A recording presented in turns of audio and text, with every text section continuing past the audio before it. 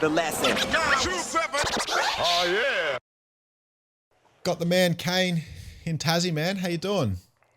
Yeah, good, Sanchez. Yourself? Thank you so much for getting me on here today, man. No worries, man. It's a pleasure. We talked about this only, I think, I would have reached out a couple of weeks ago, 2-3 weeks ago, not even that long. Yeah, it wasn't long. You've made it happen pretty quick. Well, you got quite the story, and me personally, like we were just saying, like the first single that you dropped, Ruthless Northerner, you dropped that about a year ago on THC TV. Yep. But I didn't catch on to it until about 2-3 months ago. And from memory, I just remember my man Sam, who organizes a bunch of stuff with us, he sent me the single, like the YouTube joint, and he just said, watch this. I bet you want to interview this dude within the first 20 seconds of seeing this video and hearing this song. And so I clicked it and bang, he was on the money. I was just like, what the fuck? Who is this? And to me, the thing that stood out the most was it seemed very authentic. It seemed genuine. Yeah. It didn't come across like you were just talking shit.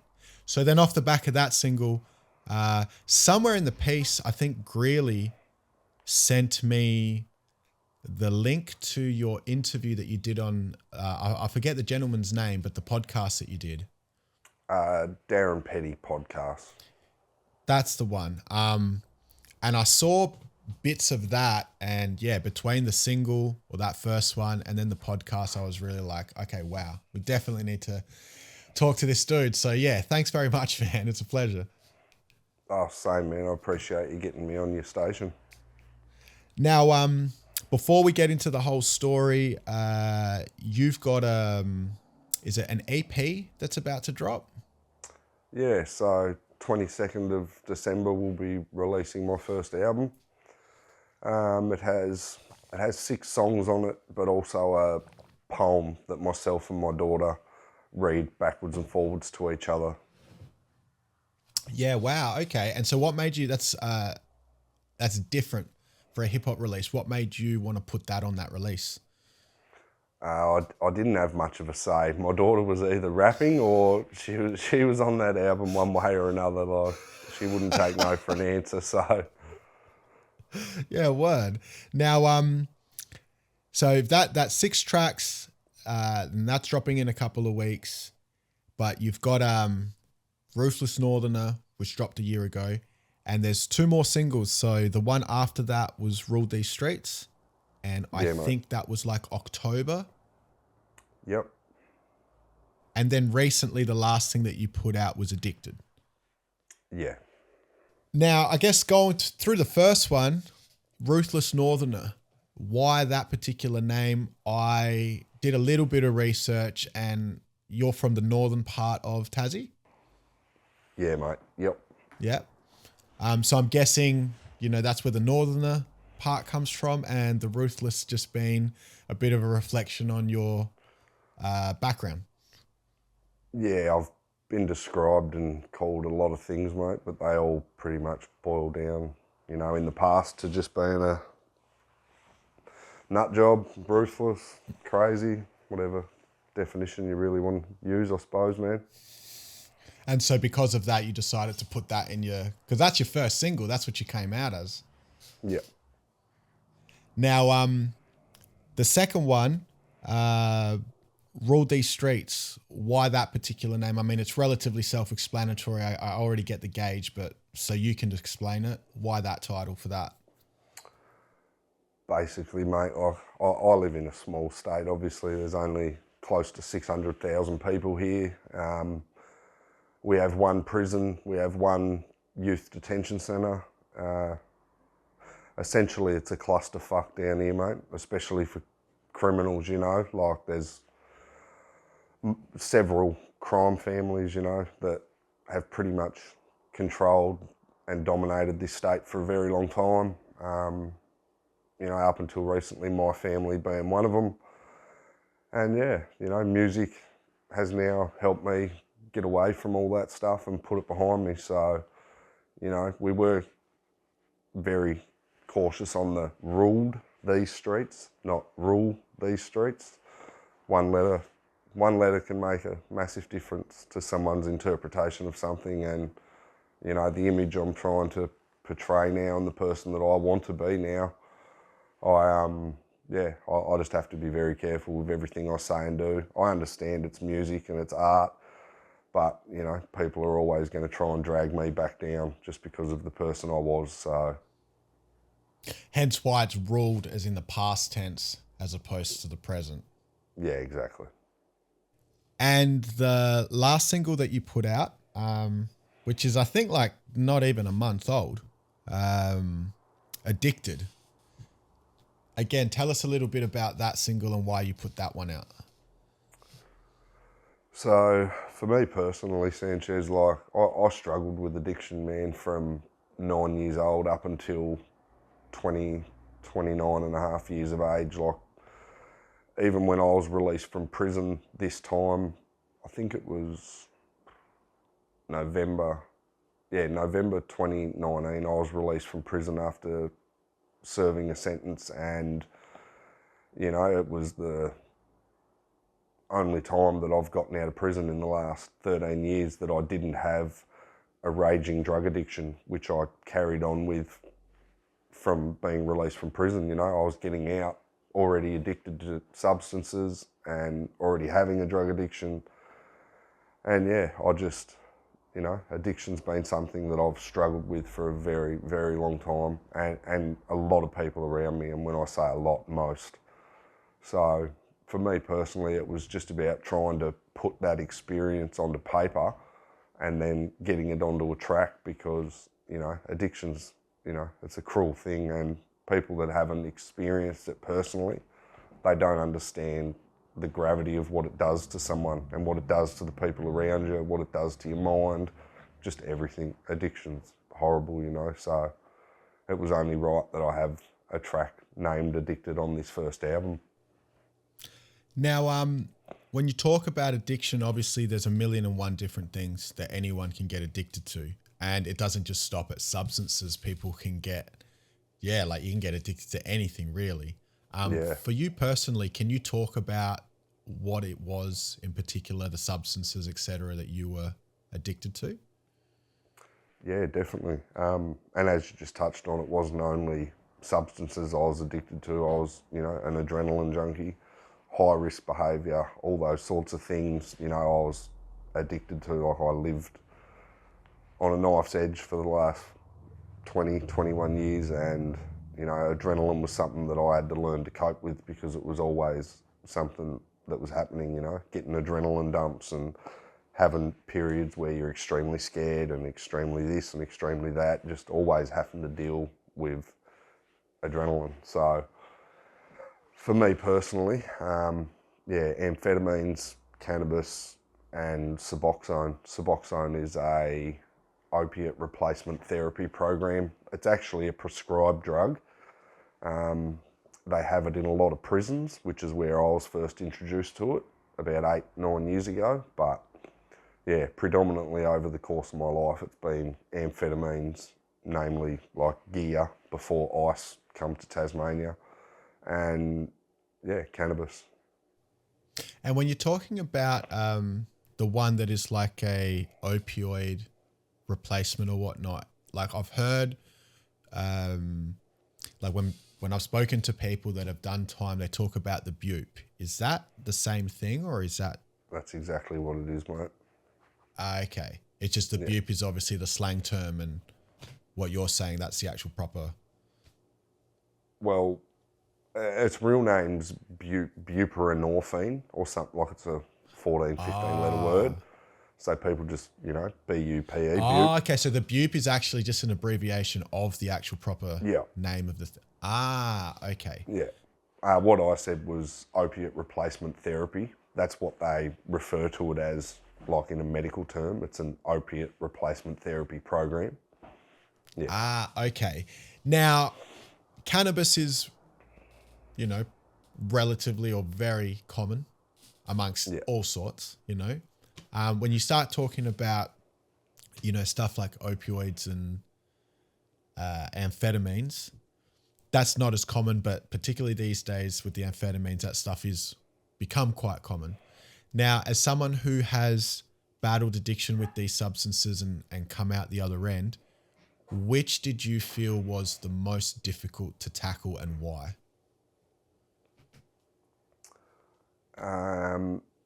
Or do they all sort of go hand in hand for you when you were going through that? Oh, definitely not. Like, cannabis is a psychological come down. Amphetamines is it's partly a physical come down, but that's also a psychological come down. Whereas the bupe, that's a physical come down. Like, your body becomes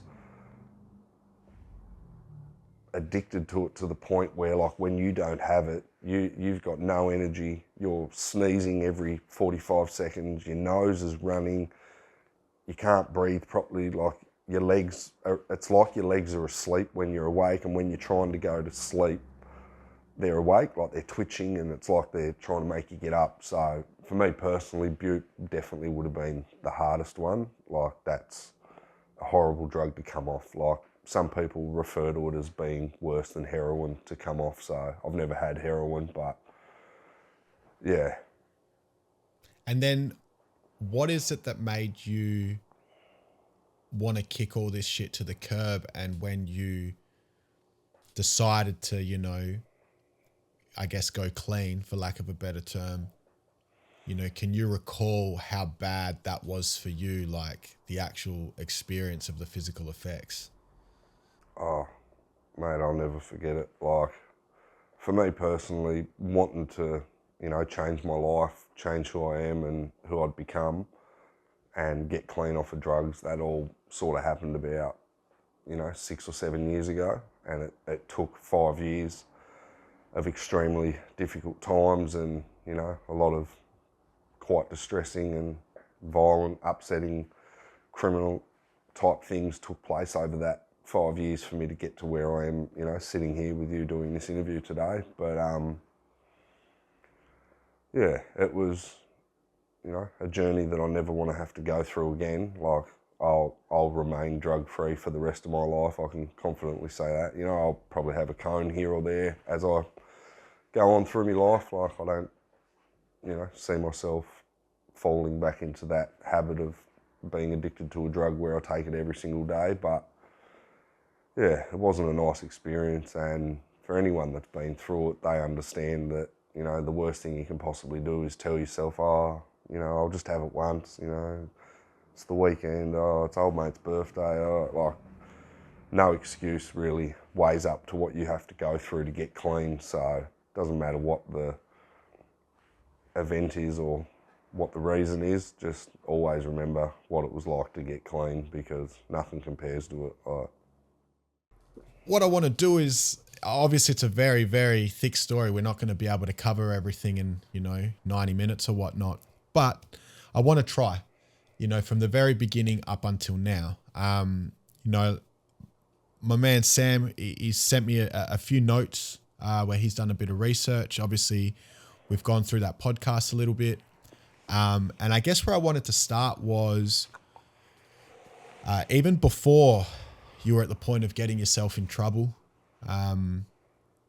As a child, can you tell us a little bit about your very early years? There was some stuff with domestic violence with your parents. Yep. And when I was talking to Sam about it, it was surprising to me about how much had happened in just the first 2, 3, 5 years of your life. Going back to the very beginning, can you tell us a little bit about your family upbringing?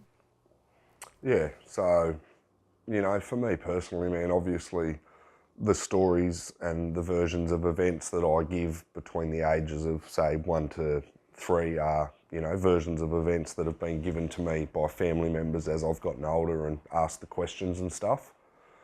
But yeah, so my father met my mother while he was on leave from the Navy. Basically, they fell in love. He went back to the Navy to de-enlist. When he come back, she was already pregnant with another child. Naturally, he seen red. He tried to take me. My mother turned on him in an alcohol-fueled rage and nearly stabbed him to death. He spent quite a while in intensive care, and yeah, once he got better and was well enough to come back to the house, he come back to the house and yeah, forcefully took me. And yeah, I didn't see or know or have anything to do with my siblings, which was only 2 of them at that stage, but yeah, didn't have anything to do with my family on my mother's side until, you know, weeks before my father died when I was 9 years old. So basically grew up in a household, 3-bedroom house, just me and him. He worked from home. My school was literally 60 metres across the street from my house. Yeah, I had a very, very isolated upbringing. Like, obviously I had school friends and stuff, but I was not very often allowed to go to their, like I wasn't allowed to leave my house. They pretty much had to come to my house. My father was always under the impression that my mother was gonna, or had been trying to take me back, or, you know, have the police take me back or whatever. But yeah, that wasn't the case. She never tried to get me back after he took her. So yeah, basically I just lived with my father. We lived alone for the next 7.5 years until he passed away. And yeah, by that stage I was 9.5, and yeah, I went to live with my auntie for several weeks after he passed away, and you know, that was obviously really hard on her. Her kids were already grown-ups, and you know, she and her husband had a full-time job. I was a grieving 9-year-old, and yeah, it all just got a bit too much, I think, and yeah, I ended up going to live with my mother and siblings. Now, when you talk about your father passing away at 9, can you share what it was or how it is that he passed away? Was it a health condition or?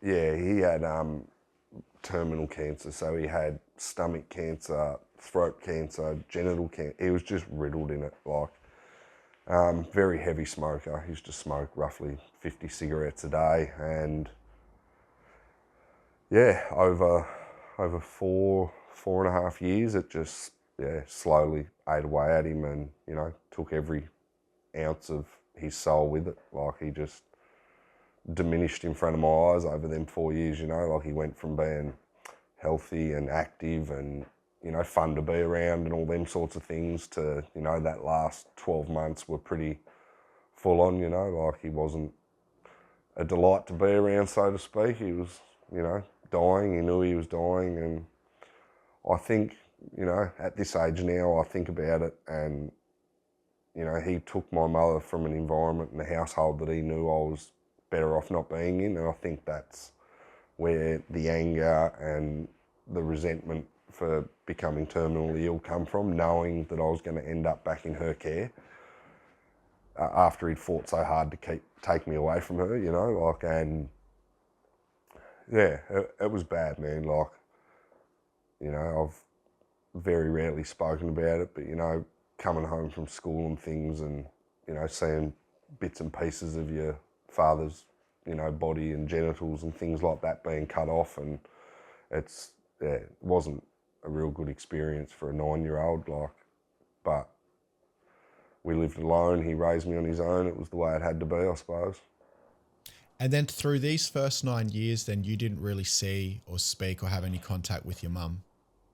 At all. Nothing. When your father passed away, you then went and lived with your auntie, but around that time, was there any communication with your mum?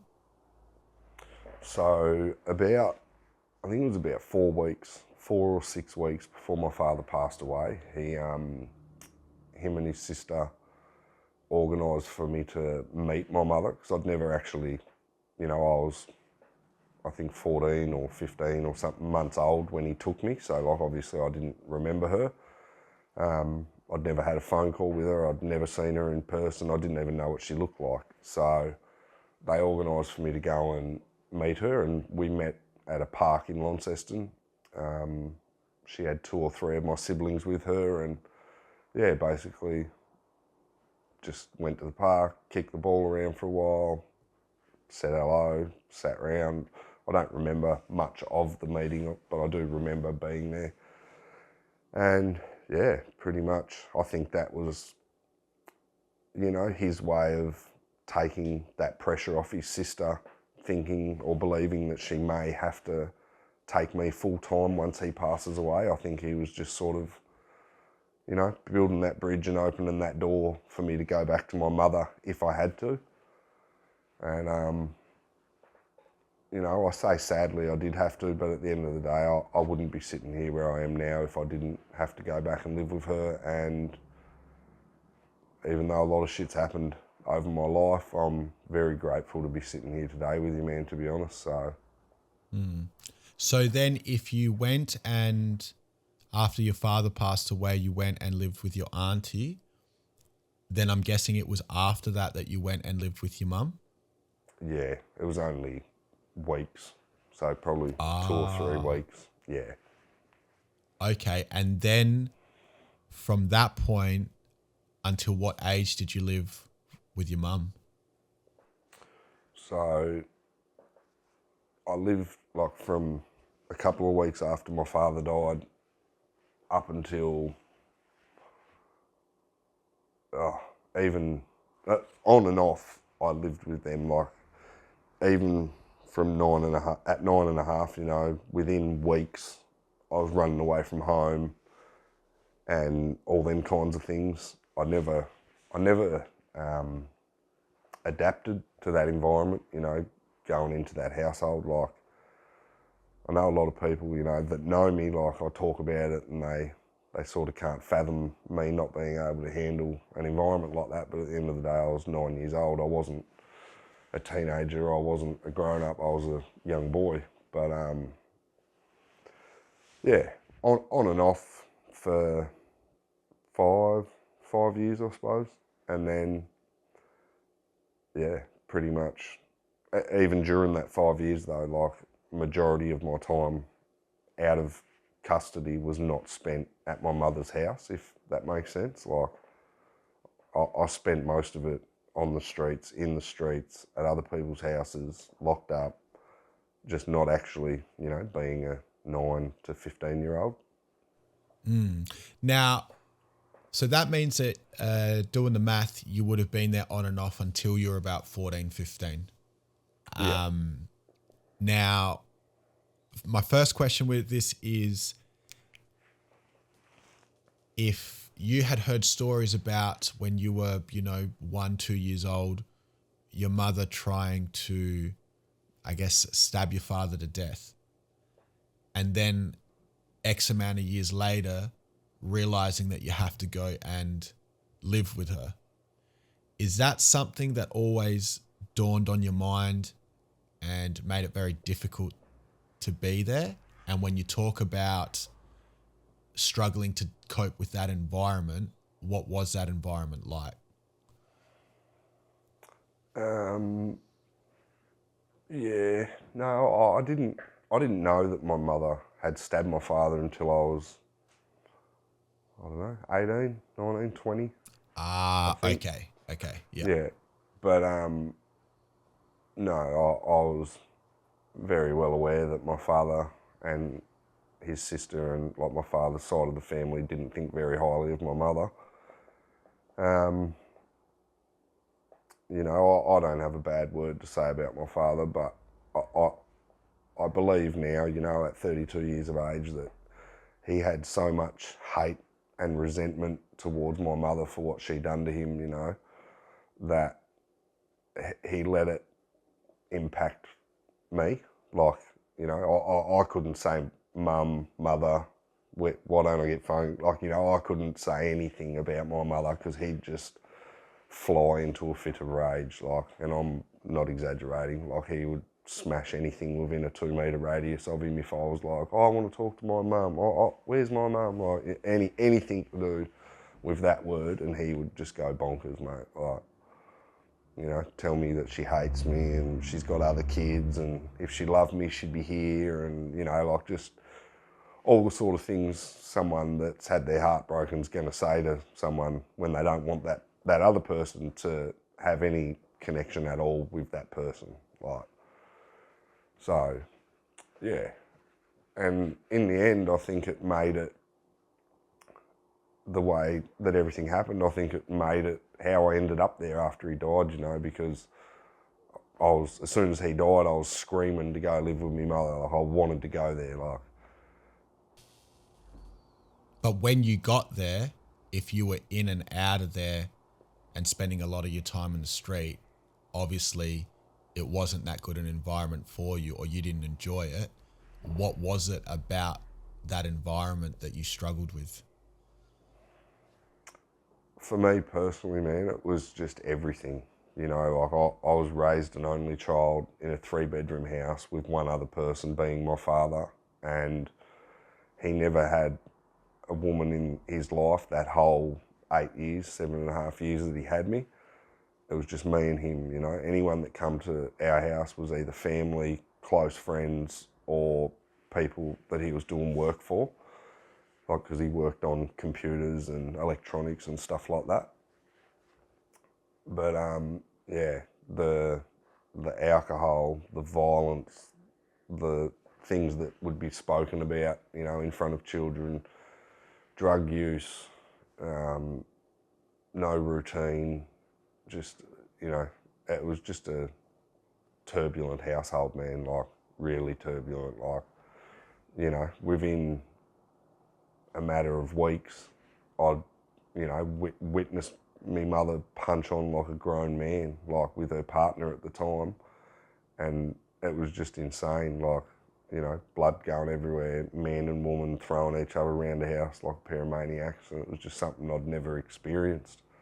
So all these sorts of things just on top of one another, it just, you know, it got too much for me, and, you know, I started running away and all that sort of stuff. And yeah, within weeks, I was, you know, from running away, I was introduced to drugs, and it just, yeah, snowball effect after that, pretty much. If around, you know, so at 9, it sounds like at 9 years of age, that's where it's been a pivotal point in your life where shit's obviously happened, and there's been some significant change. And then when you've started, you know, running away from your mum's house and hitting the streets and doing the drugs, is that the beginning of, I guess, you know, The end. I didn't want to say it that way, but would you say that was the beginning of that? Oh, 100%, mate, yeah. Okay, so then at 9 years of age, that's really where that part of your life has begun. Now, I guess when you talk about, you know, being on drugs and, you know, being on the streets, that obviously comes with like the petty crime. I'm going to, you know, make a assumption that, you know, you were like introduced to like thieving, stealing shit, you know, what they quote as petty stuff. Can you recall like the first time that you know, did something like that? The first time I ever broke the law, I was like 7. I put a magazine inside another magazine at a news agency with my father, and when we got back in the car and he realised, he fucking smacked me up there about 5 times, dragged me back in there and made me take it up to the counter and tell him what I'd done. But after he died, yeah, it was just an everyday thing, man, to be honest. Stealing from shops, stealing anything. Like, the neighbourhood suburb that I moved into wasn't exactly a good suburb. And yeah, there's a lot of other kids there that were already accustomed and born into that sort of life. So like, it just come hand in hand, really. Like, as soon as I was running away from home, I was surrounded by, you know, other kids that were older than me. And yeah, the influence that people have on you when you're in that sort of circumstance is pretty graphic. Now, I know that before you ended up in prison, you were in juvenile detention. Yeah. Now, at what age did you first end up in juvie? which juvie did you go to, and what is it that you did that got you in there the first time? So our state's only got one juvenile detention centre. It's called Ashley's Youth Detention Centre. I was 4 days over 11 when I first went to Ashley's, and it was for a heap of car thefts and burnings of the vehicles and things like that. Now, so that means that at 9.5 or whatnot is when you've started living at your mum's place, and Yep. within a couple of years, you're already in juvie. Yeah. Well, I was almost 10 when I moved in with them. So yeah, within a year, pretty much. Wow. Okay. So it all escalated very quickly. Now you briefly mentioned there that one of the things that you were doing was stealing cars. To be stealing cars at 10 or 11 is pretty fucking young. I don't even know how you can see over the wheel. Can you recall the first time that you boosted a car and how you went about it and what that experience was like? Yeah, definitely. You don't really forget your firsts on things like that. Yeah, I was only 10 years old and accompanied by older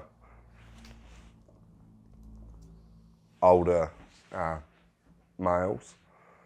And yeah, we stole the car. It was a four-wheel drive. They actually got the keys from inside the back door of the house. Like, they were snooping around.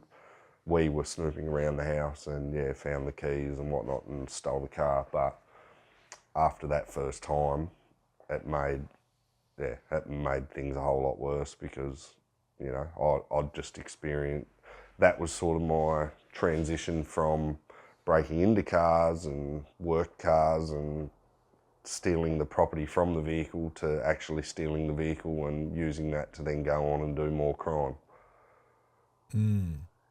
Now, when you guys did that, you know, that was your first time. Was it a joyride situation?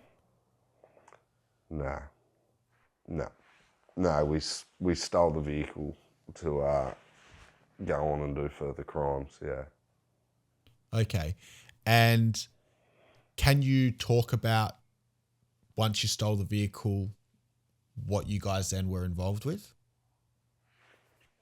I can say in layman's terms, if that makes sense, just aggravated property crimes. So basically the stealings of other motorised vehicles, whether it be motorbikes, four-wheelers, things like that. The break and enter of other properties, whether it be personal, private or business. And yeah, nothing serious at this point, but yeah. Now, how many times do you think you would have boosted cars between the first time and when you went to juvie? Was it like a very regular thing?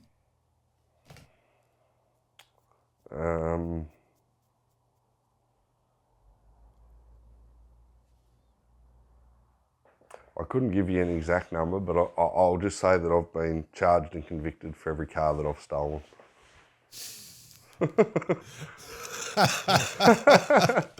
Word up. Yeah. So obviously, though, you know, it's happened a few times. You've been charged and convicted for those acts. Now, when you first went to juvie, can you recall what that experience was like on your first day? Yeah. Yep. Clearly, mate. Ashley Detention Centre, when I first went there, was, you know, it was a very dark and dysfunctional place run by a lot of people that should never have been given jobs there, let alone positions in managerial positions and, you know, coordinator positions and things like that. But yeah, Ashley's was a horrible place, man, for a long time.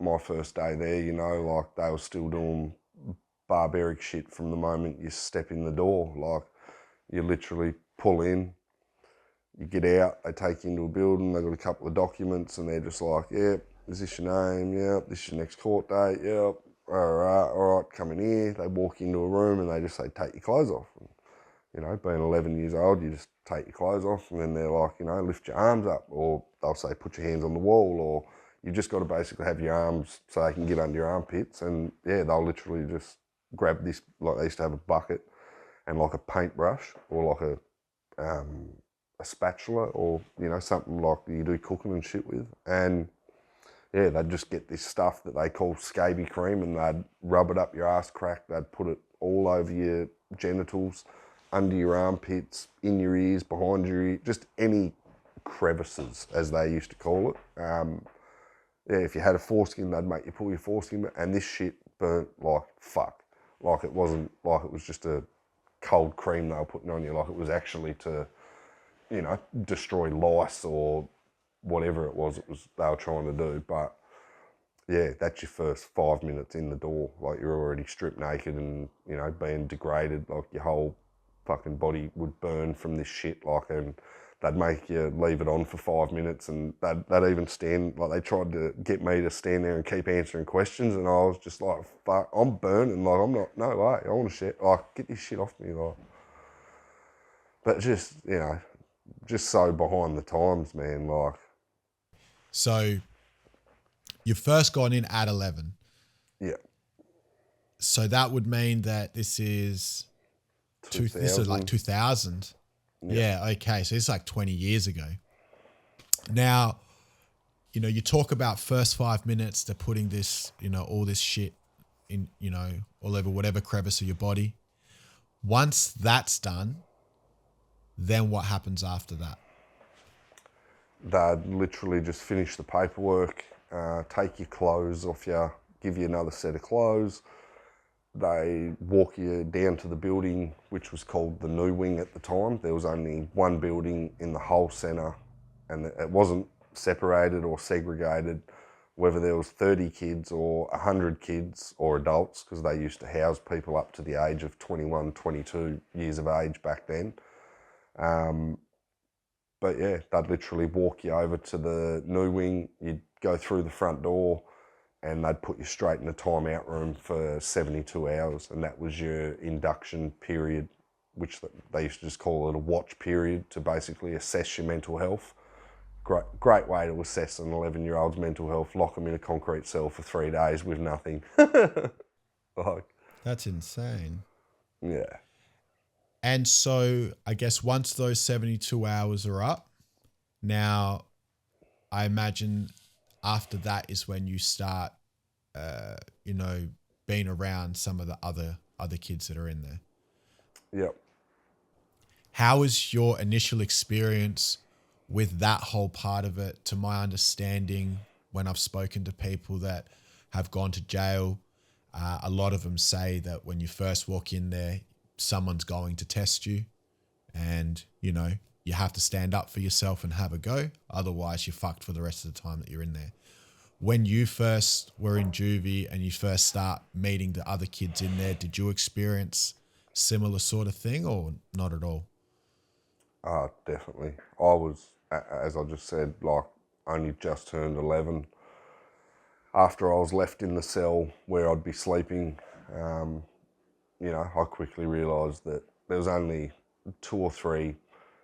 there was about 4 or 5 people in the whole of Ashley's that I knew, but there was like 2 or 3 of them in the cell that I'd been put in that I actually knew from the outside. So I sort of felt like I was going to be okay, but yeah, that was very quickly ripped away from me in just about every aspect you can imagine.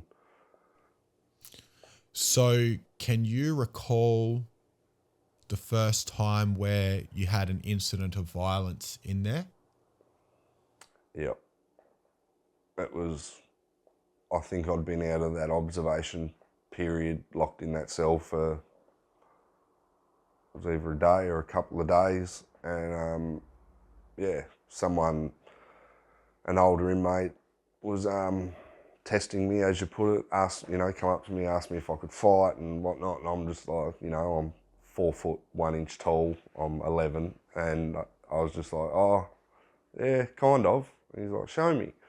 So like we started like just mucking around, and then that I don't remember anything after that. I just remember waking up and there was like, 10 staff and about 25, 30 inmate or detainees surrounding me, and like I could hear everyone screaming and saying, "Clear the way, the ambulance is here," and whatnot. And yeah, I ended up being rushed to the Deloraine Hospital, which was 10 minutes away from the detention centre. And yeah, I think it was 8 or 9 stitches put in the left side of my temple. And so when you say that, because you're 11 years old, being housed with people up to the age of their early 20s, how much bigger and older was this person? He was only, because we're actually really good mates now. Like he swore and declared that he never meant to do it. Like, but yeah, he's only two years older than me. But this individual happens to be the single-handedly the toughest man I've ever met. Like at 13 years old, he was knocking out grown men. Like he'd knock the workers clean out. Like if he he was just a freak. He can just fight. He was built like a small Spartan at 13 years old. Like skinhead. He just looked like a man at 13. Like he just didn't look 13 at all. Like. Yeah, right. And you mentioned that you're friends now, but Yeah. when you've come back to the boys' home from being taken to hospital, was it all cool pretty much at that point straight away with him, or that relationship had to develop over many years? Yeah, well, by the time I got back from the hospital, everyone was already locked back in their cells. So like I got locked back in my cell after I got back, and the following morning I come out and yeah, me mate come straight to me and was just like, fuck, I'm so sorry, I didn't mean to do that to your boy, rah, rah, how's your head, fucking rah, rah. And then, the obvious question followed after that, what'd you tell him? And I'm like, I just told him I slipped. And he's just, oh, you're a good little cunt, fucking rah, rah, I'll teach you how to fight, I'll look after you. Do you smoke? Do you do drugs? Like, just, and yeah, it just went from there. Like, we never had an issue after that. But so basically keeping your mouth shut is what earned his respect. Oh, 100%, yeah. And now, so at this point, you're 11 years of age. How old were you the last time that you were in juvenile detention? So I was 4 months over 17, and yeah, I was pretty unhappy to be back at Ashley's. I'd gotten out, I don't know, three weeks before. No, it might have been, it was about 5-6 weeks before this incident, and yeah, I got charged with a heap of serious stuff. Like I was looking at a very long time, and yeah, when I went back to Ashley's, I was, the staff were taunting me, and they were just making it a really unhappy and healthy place for me personally to be. Like I was just I was that angry and that overwhelmed by everything that was happening. Yeah, I made the decision to escape, and I escaped and was caught the same day. Like they got me probably 10k from the detention centre because I just literally jumped the fence and tried to, run away. But yeah, it was probably 3 weeks after that. Like I'd been locked in my cell every day for 23 and a half hours a day after that escape. But yeah, me and 5-6 of the other boys devised a little plan to escape again because like I was getting out of there one way or another.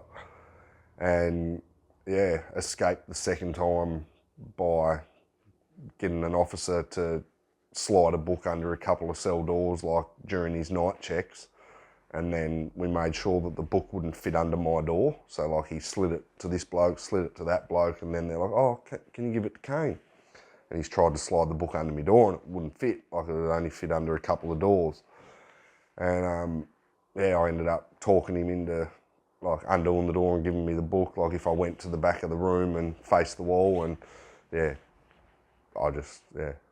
ended up escaping, like ran and fly kicked the door into his face and whatnot. But yeah, 5 of us ended up escaping, and when me and my mate were recaptured about 2 weeks later, we were both, he's only 11 days older than me, so we were both 17 and a half, more or less. And yeah, basically when they recaptured us, they took us through the Launceston police station, which was just normal. They housed you in the remand centre, like the adult remand centre, before you transferred back to Ashley's, which was just normal. And then, yeah, like they locked us in our cells, and the night went and the next morning come and we're still there. And like I ended up saying to one of the officers at the remand centre, I said, what's going on? When are we going? And he just laughed and kept walking and said, you're not going anywhere. He goes, you're going to prison. And I'm like, oh, lovely. Like, that's what we wanted, you know, like didn't want to be out there. But yeah, once again, mate, you know, you don't always get what you wish for. That whole excitement of going to prison for the first time was also quickly ripped away from me. Now, and you know, obviously I'll ask you about that. But you know, talking about at 17 being the last time that you were in juvie, and you mentioned that you were facing some pretty serious charges. Can you say what those charges were? And did you end up being convicted for these charges? No. Eventually I was found to have no case to answer for all offences, which was, you know, it's the best result a defendant can possibly have in the court of law, like once you're charged, especially in the Supreme Court. Yeah, there's a clause in the law that says if a judge examines the evidence that the prosecution are bringing against you and they don't find it sustainable enough to get a conviction, they can find that the defendant doesn't have a case to answer for, and they literally let you they drop all the charges and you just walk out the door. And yeah, at the time I was charged with, well, by the time I got to court, yeah, I was charged with 6 or 7 car thefts, 6 or 7 aggravated burglaries, 6 or 7 stealings, 6 or 7 burnings of the vehicles that were used in those ram raids, burglaries, robbery for overpowering the Ashley worker and taking like his keys and letting 5 of us escape, 2 counts of escape, an aggravated armed robbery on a gaming venue, and yeah, there was a bit of other shit, but just nothing as serious as those 25, 30 odd charges, but yeah. Now, what I find, I guess, surprising is that they would charge someone with that much stuff, and then when it comes to the crunch, not have enough evidence or whatnot to be able to see it through, or even attempt to see it through to get a conviction. Particularly when you've escaped not once but twice. That's one of your charges. They know this obviously because they captured you, and they still didn't even convict you for that. How do you think that happened? Oh, just so we can clear that up. I was eventually, the robbery that I was charged with for taking the keys off the worker was dropped to stealing, because I actually left the keys in the last door that we went out before we jumped the fence. I didn't actually take the keys with me.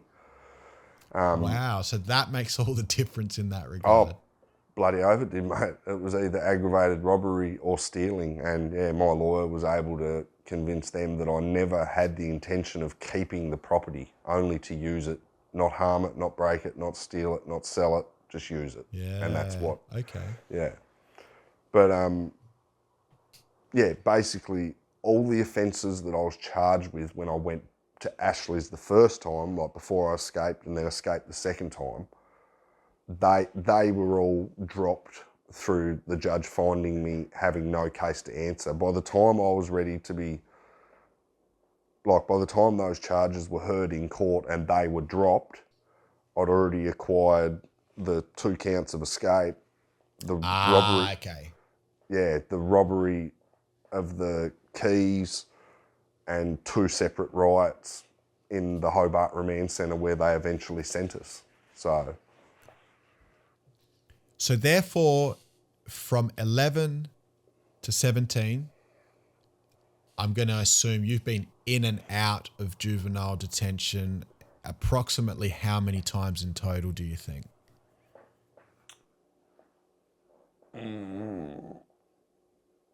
Well, I spent majority of my youth in there, so in terms of coming in and out, not that many, but... From 11 to 17, what percentage of that time did you spend in there? 85, 90% of it. Very, very little time spent in the community between those years. Yeah, okay. So then in that time that you're in there, a few things that you've mentioned that, that really stood out were, first of all, that there were people that were working there that should never have been working there. You also mentioned that although it was a juvenile centre, they housed people up until their early 20s. Yep. And you discuss about your first incident of violence in there. Now, first question, I guess, off the back of that is, in terms of the violence in there, how frequent was it? Whether it's be for you or you seen things going on in there? And can you recall the most violent incident that either you witnessed or that you were involved in while in juvenile detention?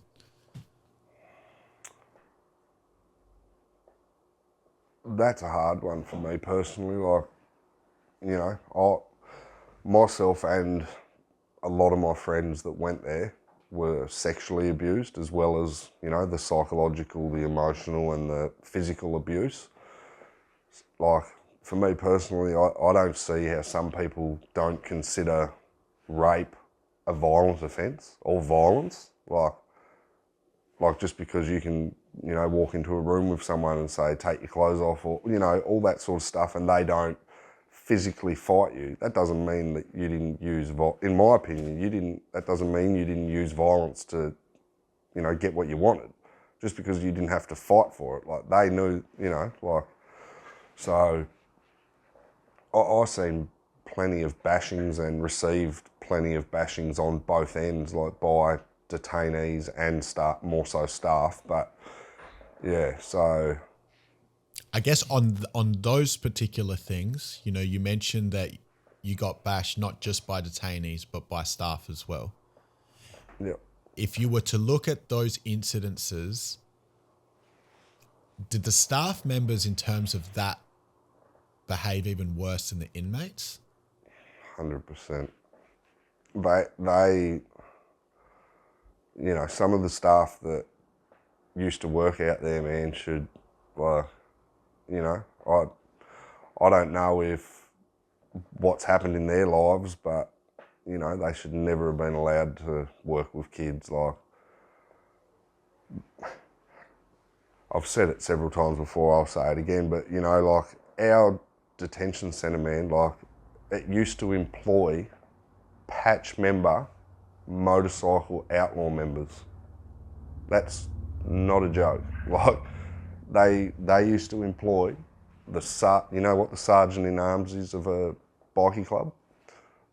Ashley Youth Detention Centre used to employ the current, not now, but at the time, the current sergeant in arms of the Launceston Outlaw Motorcycle Chapter, along with several other members that were in various positions inside that club as workers, social workers, youth workers. They're there day in, day out, working with kids of all different ages, different genders, all in there for different reasons, Wow. And then obviously people involved in that life, I guess, are generally violent, hence why if they're working as security there or whatnot, they're handing out the beatings.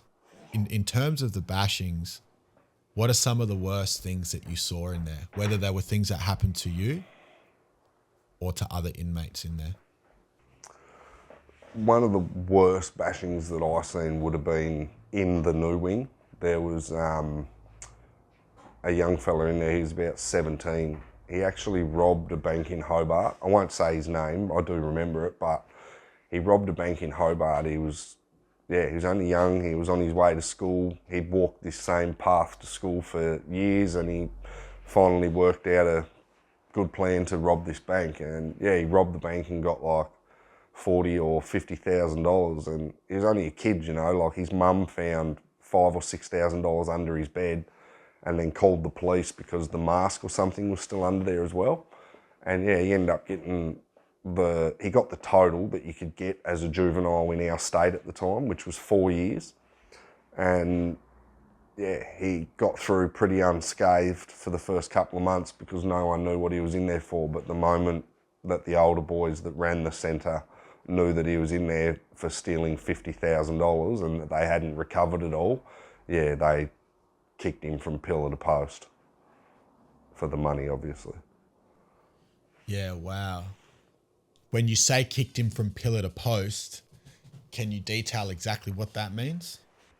Yeah, there was 3 of them, and mate, they just, yeah, like that. If one, you know, bad coincidence of fate, man, any one of those kicks that he copped to the face and the head, and the, you know, when they were jumping on his head and stuff, like, it was only luck that he didn't die. That's all I'll say, like, because they give him a kicking. Like, he didn't come back for weeks. Like, he stayed in hospital for weeks. And then I guess in regards to yourself with just bashings, what was your worst experience in there? Like the worst that I copped, or the worst that I think I've seen? No, the worst that you personally copped.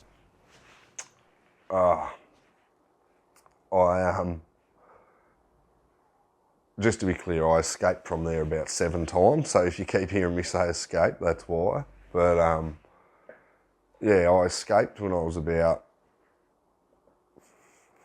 I would have been 14 or 15 years old. And one of my mates escaped with me. Like, we just took off in the middle of the night, like when we were walking back to the unit from the dining room.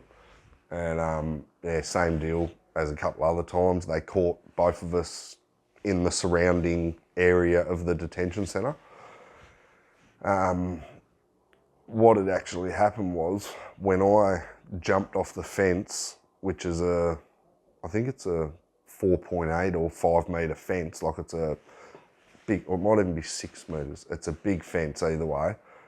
And yeah, when I jumped off it, I actually compressed my spinal discs, like my L4 and my L5, and squashed the nerve partially, which was like really painful. It was only the adrenaline of escaping and trying to escape that got me as far as I did. When they actually tackled me onto the ground and started wrestling with me, I could feel like, you know, really sharp pains shooting out my arse cheek and down my leg, and I didn't know what it was. I thought it was just because we were on like really dry, hard grass, like that I was getting, you know, from wrestling and stuff. But yeah, when we got back to the centre, they've pulled up out the front and undone the door like they were a chauffeur, and they were just like, fucking get out. Like, this was after just flogging us both in the paddock for escaping. And I've literally just climbed out of the car, and he's shut the door and just gone to walk into the building, and I'm just looking around like, fuck it. So I ran again, like, yeah. And when I got about 30 metres away from the front of the admission block where they were taking us, and they used to have like cages protecting big air conditioning pumps and that outside the kitchen. And yeah, when I went to run past it, I realised that there was like more staff coming towards me in the direction that I was running, and then I looked over like to where I was going, and that was all fenced off with like temporary fencing, and there was construction workers and stuff in there, and I had nowhere to go, so I've darted up the cage and ended up on the roof. And yeah, I was up there for probably, I don't know, 30 minutes. Like, you know, all the staff had come out by this stage. My other mate had been locked back in a cell inside the admission block. And, yeah, I just, not for a second did I think that they'd come up there because, you know, like we're on a pretty big roof. And, yeah, about 4 of them ended up climbing up there and, yeah, just fucking flogged me. Like, even to the point, like, once they'd flogged me enough that they could make me stop trying to run or resist getting off the roof, when I got to they made sure that they took me to the back of the centre, like where all the office buildings, all the managers and all that wouldn't be able to see what was happening. So they've slowly dragged me while we're fighting along this roof. And when we got to the back, like where there was only cell windows and a brick wall, they've put like 4 ladders up, like to try and get us down safely. And yeah, like by this point, like one of my eyes is shut, both my lips are split. I've near had both my shoulders torn out of their bloody sockets, and I've just got cuts and bruises and grazes all over me from like being kicked and hit and dragged along a roof. And yeah, I thought it was, you know, I'd given in by this stage. I was fucked. I'd been nearly choked unconscious 3 or 4 times. I'd been punched in the head 20, 30 times. I'd just given up. I was outnumbered and they got me. So like, yeah, they've put these 4 ladders up and they're like, 2 of them have climbed onto the ladder. All the while, they're all still holding me, and 2 of them have climbed onto the ladder, and then they've like made me bring one leg over at a time to get onto this ladder, and like I've got onto the ladder. And as soon as I took like 2, 3 steps down it, they're like, wait a minute. And the other 2 that were still on the roof have sort of come, and now they're like sitting their legs on the 2 outside ladders while still holding onto my like jumper, and I'm like, you know, 2, 3 steps down this ladder. Well, they've got hold of each side of my jumper, and these other 2 that had climbed down before me just went tung, tung, tung, tung, tung, all the way to the bottom. And then I've sort of looked up, like I'm thinking, what's going on here? And they've just let go of my jumper, and I'm just holding on the ladder. And then next thing you know, it just got ripped clean out from under me. Like they've just picked it up at the bottom and pulled the 2 ladders out that I was standing on. And I've just come fate, like when I come down, man, like we're talking fucking 4 metre ladder. Like it just, yeah, I've never been winded so badly. Like when I hit the ground, like it just folded me, you know, like, and just back into it, fucking twisting my arms, kneeing me in the back, like just, yeah, flogged me. Like they weren't happy that I escaped. Like, you know, when we're talking about that stuff, and when I've spoken to other people that have done jail time, the stabbings seems to be somewhat of a common thing depending on prison to prison. In your juvenile detention center experience, was there any stabbings and use of weapons, or was it predominantly just, you know, fighting, fist kicks, etc.?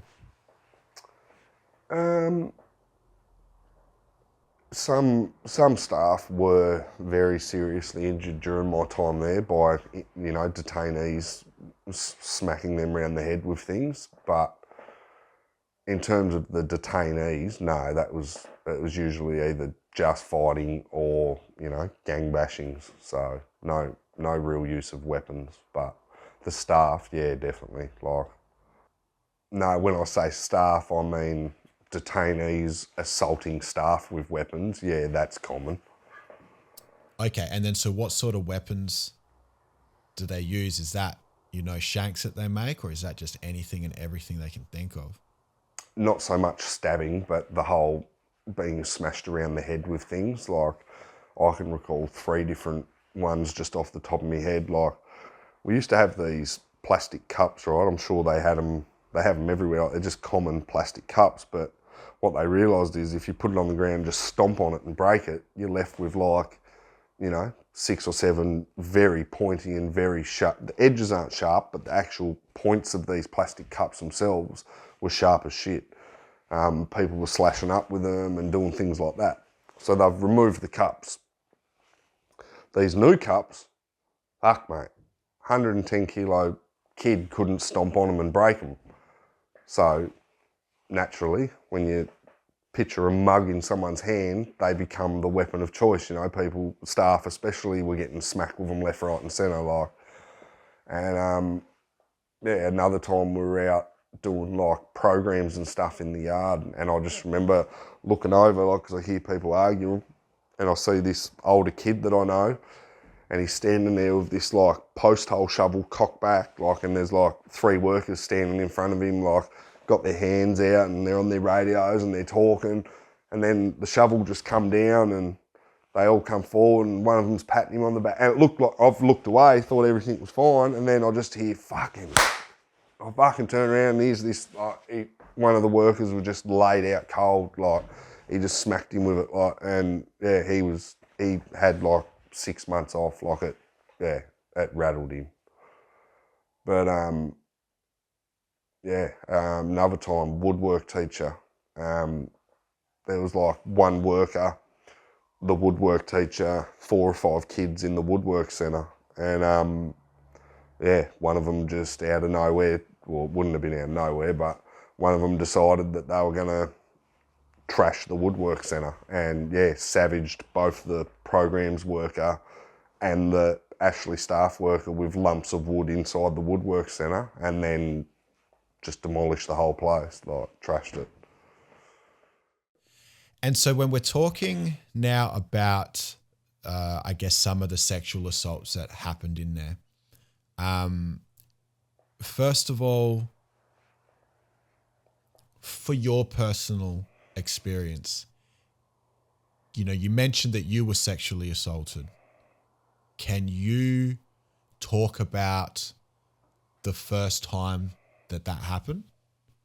For me personally, you know, at the detention centre, it was detainees that firstly, you know, abused me and done all that sort of shit, and like, not much later on, but later on down the track, it becomes staff, and then, you know, this went on for a couple of years when I was still obviously really young. Like, anyone that knows me, you know, it makes it hard to believe when I say these sort of things now, because people that have known me for so long, they think back to when I was 15, 16, and they're thinking, how could this happen? But at the end of the day, I was a small child, you know, like, I wasn't who I am now. I wasn't who I was when I was 15, 16, 17. Like, I was young, I was scared, I was in a place that I belonged there for the crimes that I did, but I wasn't born into that life, you know, like, I was thrown into it at 10 years old and then just had to fight my way through. Like, it wasn't something that I was surrounded by my whole life. I was just dumped into it, and then, as you said earlier, within 12 months, my whole life had just gone from everything that I knew was out the window, and I was being taught a whole new ball game, you know what I mean? Like, and it's weird, like, with all the counselling and therapy and shit that I've done with psychologists, therapists, psychiatrists, forensic workers, they all come back with that one thing, oh, you know, CAINE, it just sounds like you didn't adapt well to that environment. Whereas, you know, prior to getting off the drugs, prior to not being a criminal, prior to wanting to change my life, I'd like to think that I adapted like a chameleon, to be honest. Like, I know people that have, you know, been through a fraction of what I went through as a child, and they're fucked. Like, and that's not a joke. Like, they're fucked, like, in the head. Like, it done shit to their brain, you know. Like, it's made them predators. It's made them people that, you know, that just dangerous people. Like, and not everyone, in my opinion, that goes through that sort of shit comes out that way. Like, you know, there's people out there now that run banks and own houses and are real estate magnates and all these sorts of things. You know, you're not just a criminal because you're abused. You're not just a drug addict because you had a hard upbringing. You're not, you know, every person in every walk of life has had similar things done to them over their life. You know, I don't pretend for a second that my life's unique or my circumstances. Like, the last part of it, I do believe that part of me is different. You know, like, I've got hundreds of mates that have been through very similar upbringings and things to me. They're still 10 years off sitting in this chair, like, and that's no joke. Like, they're, you know, they're still entrenched in that life. Like they still haven't found that void that we all want. Like anyone that's stuck in that life, they can tell you that they love it and that they're a gangster and that it's awesome and, you know, you don't get faster money and whatnot. But until you see these people after they've just had their door kicked in and the cops have actually found drugs that they're going to charge them with that could get them years jail and their missus is going to leave them 6 weeks after they get it, all these people just talk shit, mate, because I've seen thousands of people come through prison and come through Ashley's and like the person they are before their freedom and their dignity's taken is not the person they are once it's taken and they realise that they're just another bare bum in the shower. Like, you know, like it's a joke, really. And I guess when you were talking about all that and the sexual assaults, you mentioned that it happened amongst the inmates with you, but then also from the security. Yeah. So therefore it wasn't an isolated incident. In the time that you were there, can you recall how frequent this sort of shit went on for you? Like how much of this did you have to endure in that time? I'm not even sure, to be honest, because I believe I somehow have blocked a lot of things that have happened out because I'm reminded and asked about things over the last 10 years even that I just do not remember, like by people that were there with me, like in the boys' home, and they're just like, how the fuck could you forget that? Like, how do you remember this, but you don't remember that? Like, how come you can remember that time, but you can't remember this time? And I think it just comes down to, you know, as I touched on earlier, some people consider some things more serious than others. Like one person's big's another person's small, one person's fast's another person's slow. Like, and for me personally, the things that, you know, have effectively ruined my life for such a long time are those incidents that I held on to.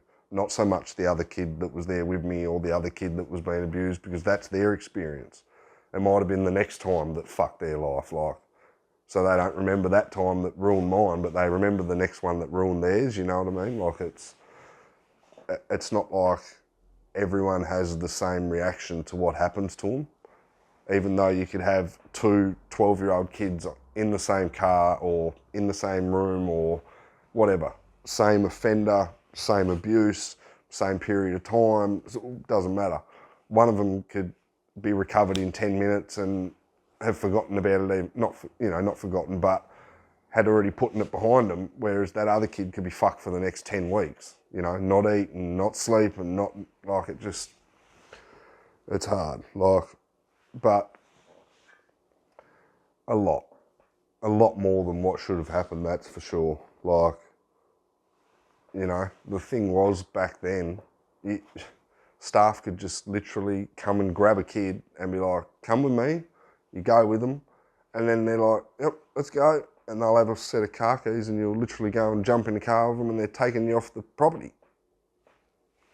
Like, no, you don't have to sign nothing, you don't have to go through no checkpoint, no, like, you're just out of there. Like, jump in the car and drive off with a fucking worker like it was normal, you know what I mean? Like, and until it's too late, you're not to know, you know, like, well, that's how it was for me. It wasn't like he was like, come with me, I'm going to fucking punch your head in. Like, yeah. If the first negative experience of that sort was when you were 11, at which age did it just stop? Did it carry all the way? Did it carry all the way through your time in the boys' home, or did you get to an age in there where you were old enough to where they just wouldn't do that shit? Yeah, no, it got to, I think I was 14. I was 13 I know I was 13 the last time I was abused in the boys' home, but once I turned 14, I was just like, you know, I'd had a growth spurt, I'd been doing weights and stuff like for ages, but I'd finally had a growth spurt and was just like, fuck this. Like, there was a couple in particular that I really wanted to hurt, and that was my driving force. Like, I just thought, if I just, you know, keep fighting with these other kids and practicing with the other kids and doing weights with these other kids, like the bigger kids, you know, I'll get big and I'll get strong, and then I'll smash these cunts. Like, simple as that. And that's exactly what happened. Like, and unfortunately, you know, I carried that attitude with me for the next 15, 16 years, like until I was 27, 28 years of age. Like, I had the worst chip on my shoulder. Like, people that see me now, they don't recognise me now. Like, they're just like, fuck, like, you're a totally different person. Like, just so happy as well, you know. And then, so if at 14 is the last time, you know, shit of that nature happened to you, that's obviously not where it stops for other people.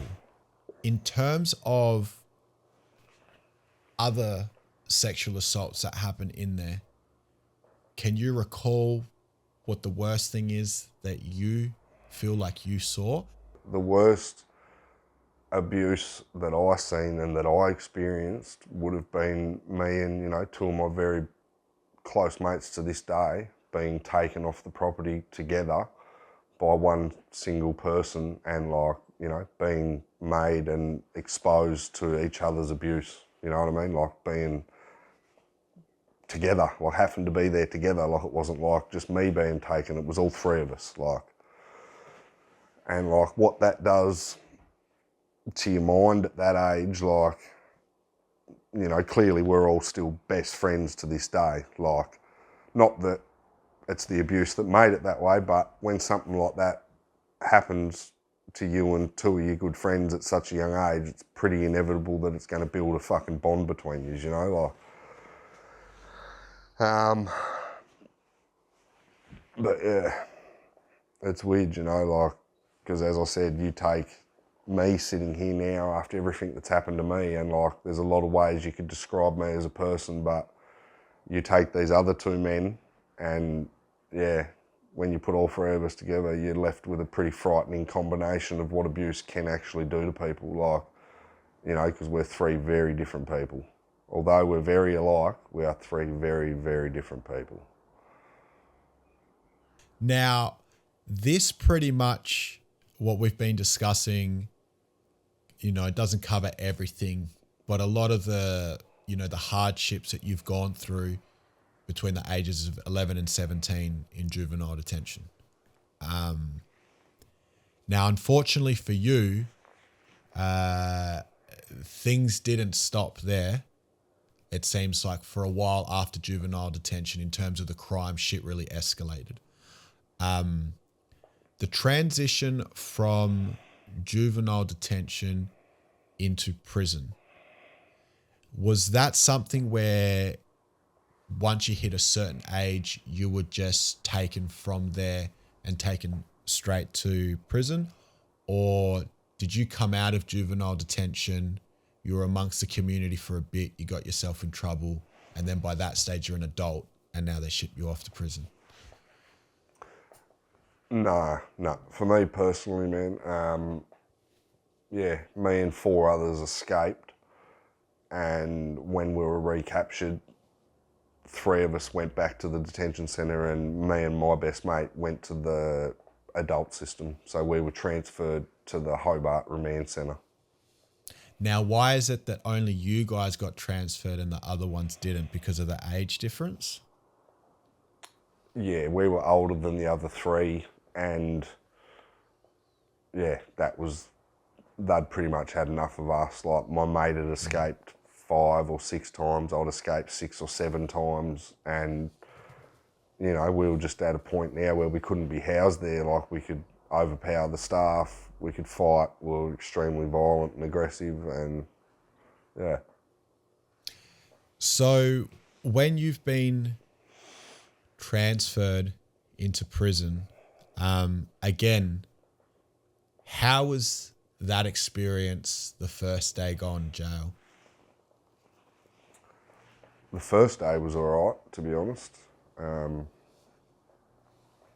Yeah, it wasn't the first day, but yeah, obviously it was daunting.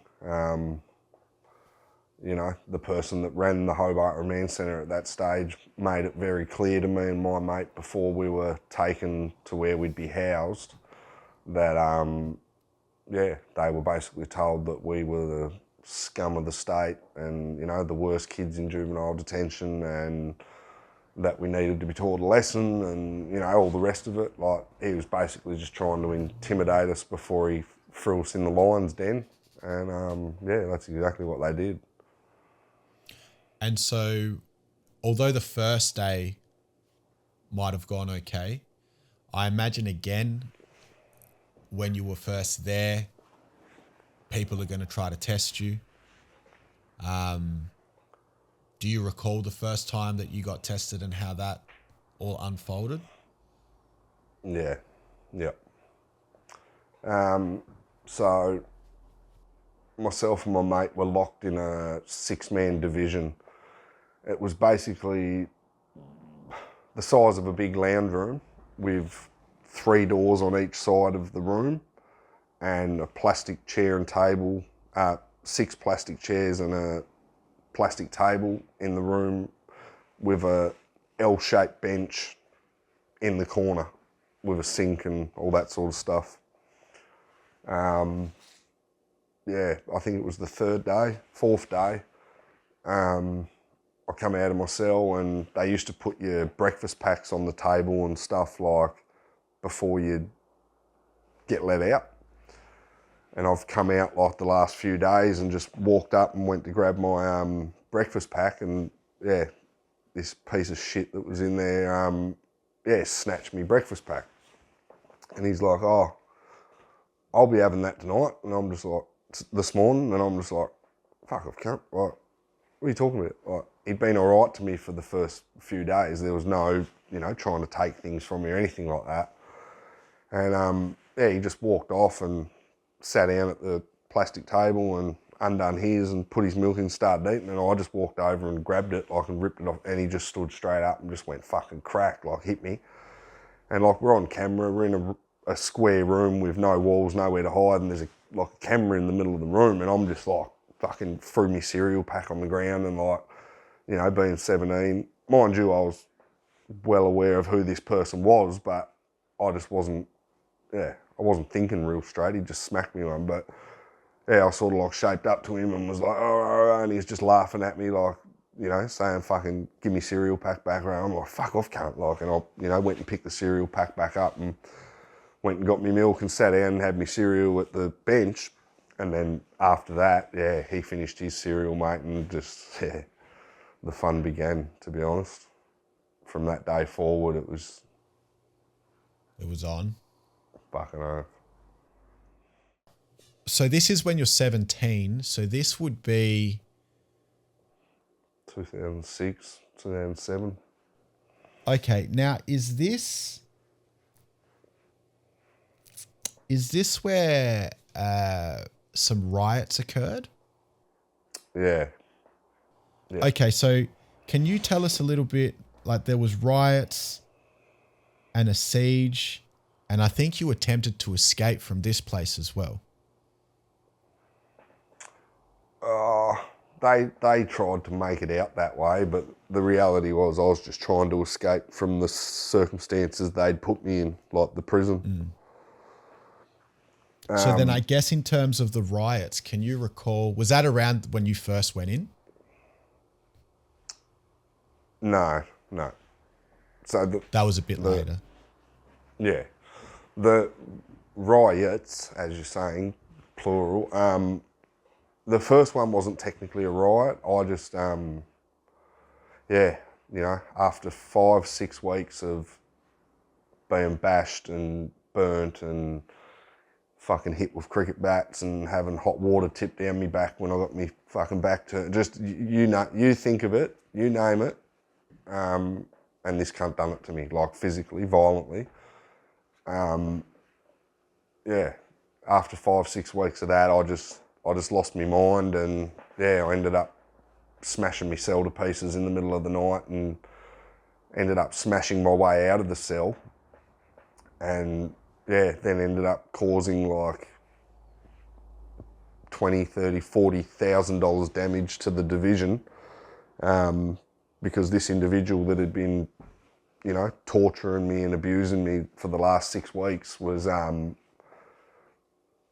know, the whole 6 weeks he'd been talking about my sister and telling me he's gonna fuck me mother and, you know, all this shit, like just on top of the physical and the sexual abuse. It was like he was trying to like just fully fuck me. And yeah, after 6 weeks of it, man, I just fucking lost my mind and smashed my way out of my cell. And he started, what started it was him talking about my father, like while I was in my cell. He's over there saying, "Cain Richardson, do you know that I'm your father? I've been meaning to tell you," you know, like just being a fucking, he's a funny cunt, I'll give him that. That's about the only thing he is, other than a fucking piece of shit.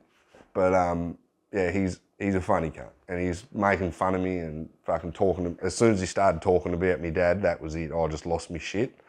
And when I actually got out of the cell, he's standing at his window, like, you know, egging me on, going, "And what are you gonna do, boy? What are you gonna do?" Like, and it was just making me worse, to be honest. I ended up ripping everything, including the ceiling from that room. So pipes, benches, the plastic chairs and tables, the room was just flat after I finished with it either way, and I stacked it all up out the front of his door.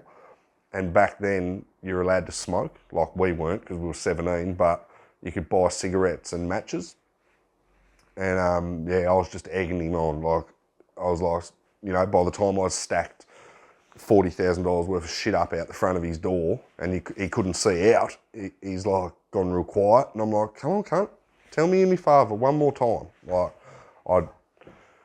I think about it, I don't think I really would have set fire to it because I was in a small room and there was a lot of shit stacked up in front of that cell door, and, you know, 2 of my really good mates were also in there at this point, like, and it wouldn't have been good for anyone, I don't think, but yeah, he wouldn't say it again. That was the main part of it. The first one wasn't actually a riot, it was just me breaking out of my cell and trashing our division, basically.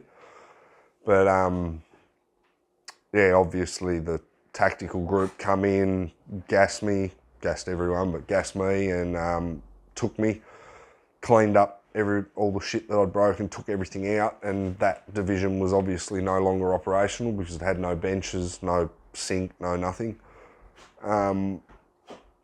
They moved everyone out of that division into the one across from it, which actually held like 16 people. And just to cut it short, basically I got put back into the cell that I smashed out of, only they put perspex in the windows that I got through in the door, ripped out all the benches and everything else in the cell, so all I was left with was a bed base and a toilet and a sink. It was probably a week after I smashed out of my cell, I was sitting on the phone, and like, you'd have a yard on this side, little officer station in the middle where you come out of either yard to get on the phone and do your washing and all that shit out in this bit. And I'm sitting there like handcuffed on the phone, and I hear tap, tap, tap, tap, and I look up and here's me mate standing there with like a big piece of sketchbook paper that says, "We're about to riot, get ready." And I'm just like, fucking straight away, my heart's racing. I'm thinking, I'm fucking sitting here handcuffed and you cunts are gonna riot. Like, I still had like 6 minutes left on my phone, and the phone call went the whole time, and I'm like, I didn't want to go back to my cell because I'm thinking, if I get locked back in that yard and then locked back in my cell, what's the chances of me getting to participate in the riot? You know what I mean? Like, anyway, phone call ran out. I talked for about as long as I could, and they're like, "Come on, you got to get back in your cell." So I fucking went back to my cell reluctantly. Well, when they put me in there, they let the food hatch down, which is like a square about that big, to put your food and shit through when you're locked in there. And I just remember sitting there like the whole time. As soon as they shut the door and let the hatch down, I dropped straight down like a little meerkat, and I just sat there looking like over to the other yard the whole time, like waiting to see what was going to happen. And about 20 minutes passed, and then out of nowhere, like the staff have come off the elevator, and there was like 3 of the staff and a medication nurse, and he had like the whole remand centre's medication in one trolley. So he's got 4 levels with 2 divisions on each level. All of one side holds 16, and he had like 140 people's medication on that trolley. And as soon as they've undone the other side's door, like to the yard that held 16 people, they've kicked the door straight open, and about 6 of them come straight out with these massive big homemade shanks and just surrounded them. And took the medication trolley, put that back in the yard, and then basically got a radio. What'd they get? They got a radio and a set of keys, and then the staff, took off. Inmates went back into the yard. Didn't have someone like keeping guard. One of the screws have come back into the floor and then ran over and gone bang and slammed the door to the yard. So locked them back in the yard. And the staff started congregating back in this little area, and then bang, as soon as they realised that they were going to try and come back in the yard, they just started smashing their way out of the yard, and straight away the staff took off. And that was pretty much that. As soon as, the staff left, it took them 5 minutes to get out of the yard, smash the specialised glass out to get through the panels and that. And then, a lot of people, and I mean a lot of people, but there is witnesses, will not believe this, but I was that excited, right?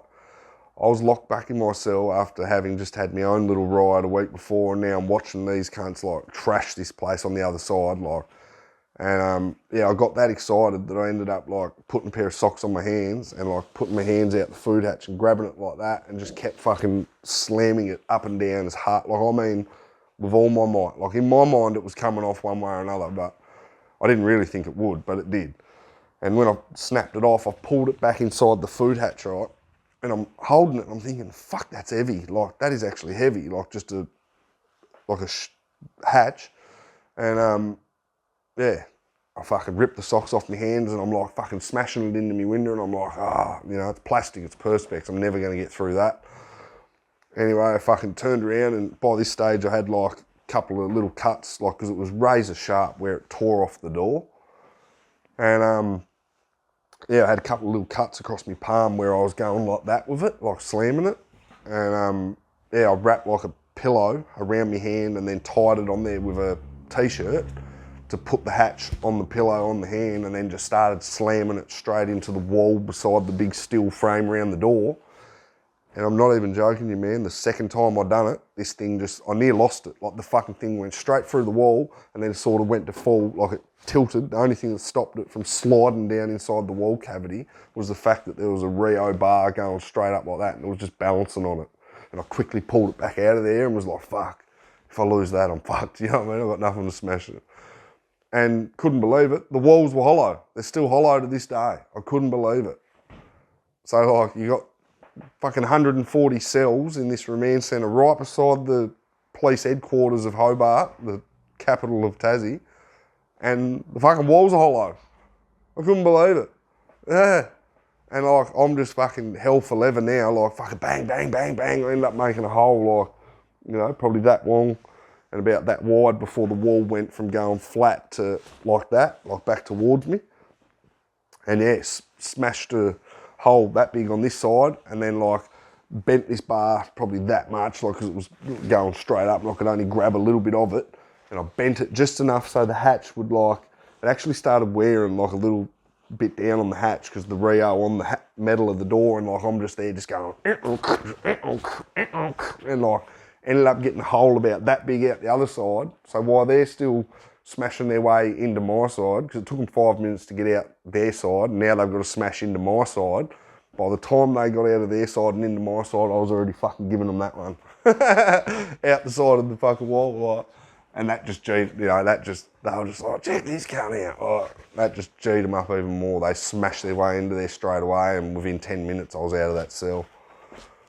Wow. And then, so how long did this riot actually go for, and how did it come to an end? We went to I don't know, I think it was about midnight that night. We surrendered because fucking one of my best mates and two others had taken that much medication that they overdosed. Like they'd just fallen asleep and we couldn't wake them up. And we started panicking because, like, you know, if you take control of a room like that in or anywhere, you know, in the world or in life, if you stop someone from getting medical treatment and they die, that's your fault. You know what I mean? Like, you're responsible for that. So, like, we all agreed that it was best that we tried to get them to send the nurses up and we'd, you know, leave them at the door. Nah, no bar. They said, nah, we don't care. Fucking, you either all surrender to the tactical group or no one gets anything.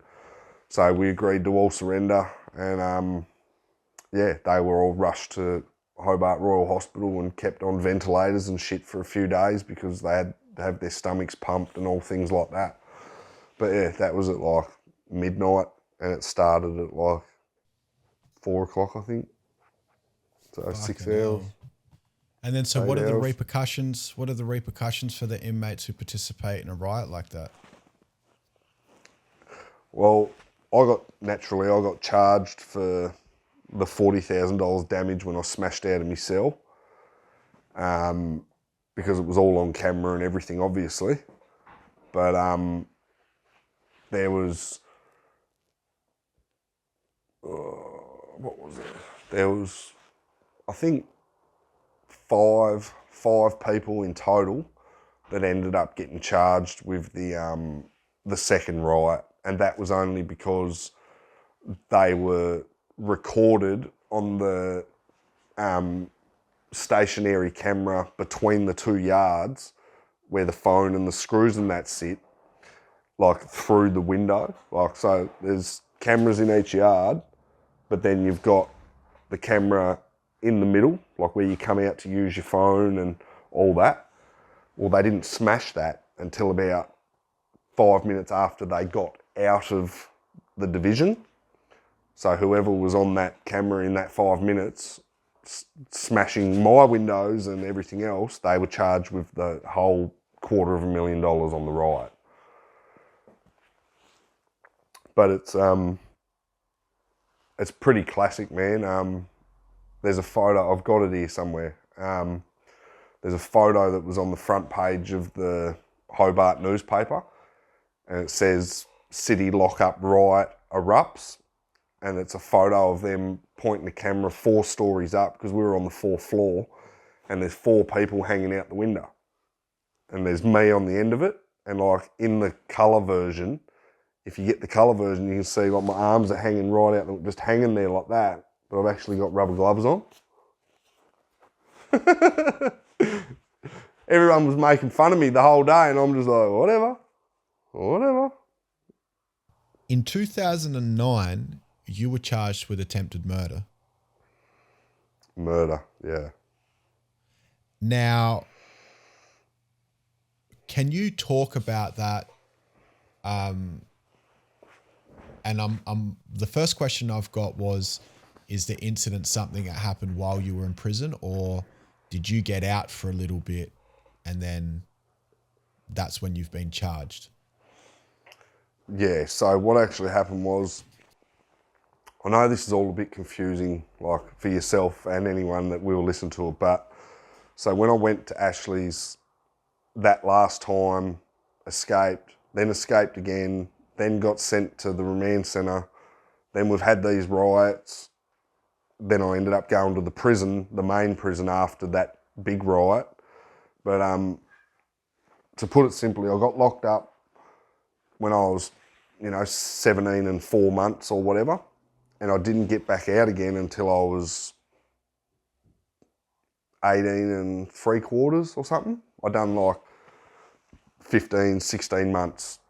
So between Ashley's for a month or however long it was before we escaped and I got sent to the remand centre and then the prison, in total I ended up doing 15, 16 months on remand for crimes that I was ultimately found not guilty of, but I still got sentenced for an assault that happened while I was in prison. The first little riot where I smashed all my shit and everything. the two escapes, and something else. But what actually happened was they hadn't, at this point, I still wasn't free of all these charges. So what actually happened was I'd been on remand for all that time with no trial, no hearing, no nothing. I'd just pled not guilty to everything. That was the only legal formality that had taken place. So I do the 15, 16 months on remand, having only escaped once or twice between that period. And then, I get granted Supreme Court bail because they're like, oh, he's not going to get a trial for at least another 12 to 18 months, could be 2 years. So I would have been kept on remand for 3.5 years for something that I hadn't even been found guilty of. And I was given Supreme Court bail, charged with the aggravated armed robbery, the robbery of the worker at the detention centre, the ram raids, the cars, the burnings of the vehicles, all that shit. And then I was out 6 days and unfortunately and tragically someone's life was taken, and I ended up being charged with that murder along with 4 others. So you got charged, so you and 4 other people were charged with that one murder? Yep. And can you detail what it is that they were saying happened? Who? The prosecution? Correct. The prosecution's case, in simple terms, was that a car load of males were driving erratically around the suburb and they were running over people's wheelie bins, swerving at oncoming cars, just doing erratic things that, you shouldn't be doing. And when they come back down the main road that they'd just gone up 5 minutes later, the prosecution alleged that they don't allege anymore, people were convicted. One bloke was given 23 years for it, another was given 9. But what happened was the vehicle come back down the street and mounted the curb of an address, smashed every window out of the house, and assaulted someone on that property. They've jumped back in the vehicle and then proceeded down the road. About 150 metres, they've veered up the curve again, and 3 of the 4 males inside the vehicle have then jumped out of the vehicle, and in a 20 to 30 second period of confrontation with people that were at the property, 2 people were almost killed. One of them, unfortunately and tragically, did die, and the other was in intensive care for a pretty long time, because of his injuries as well. Yeah, wow. Now,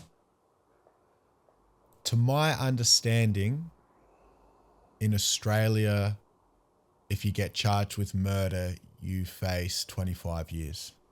It might vary here or there, and then you just mentioned that a couple of people, or at least one person, was found guilty, and they received how many years? 20?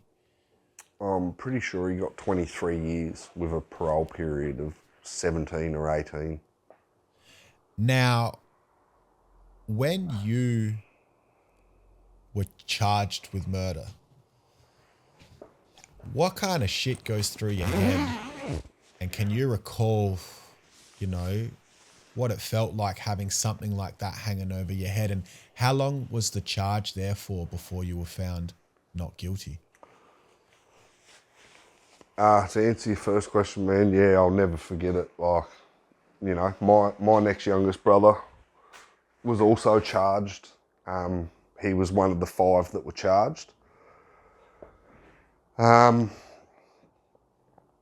It's hard to explain without going into massive detail, because obviously all 5 of us that were charged were known to each other.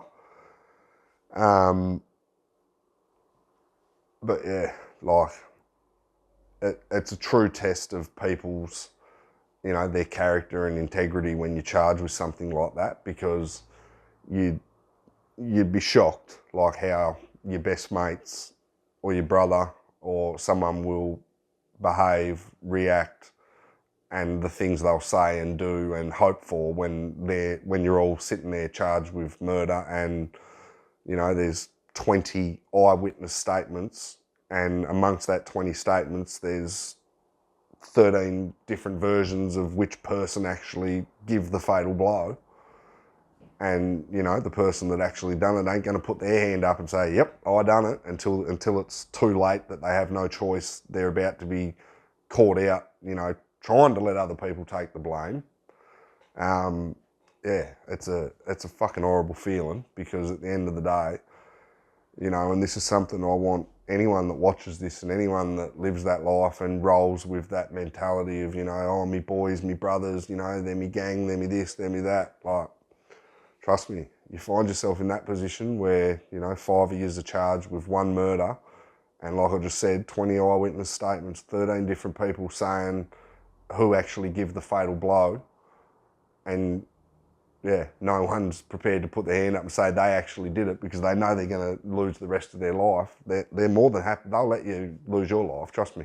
Like, if they've got a way out of it that don't make them look like a snake or a fucking dog or a rat or a piece of shit, they will let you take that fall, mate, trust me. Like, the only excuse we were hearing is, why would I put my hand up? They haven't got any evidence. No, but they're saying that people that did it didn't do it, that are your mates. That should be fucking enough for you to say, all right, like, fuck, I'm not going to let me mate do 23 years. He wasn't even there.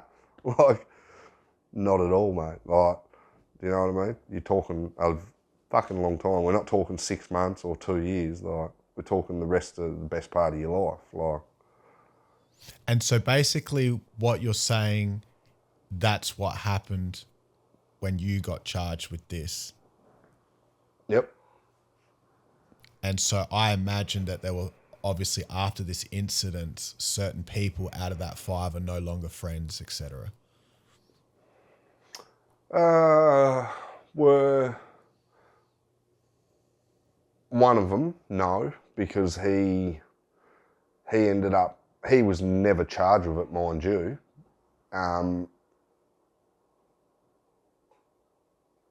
Yeah, he was never charged with it because he became the Crown witness in the case.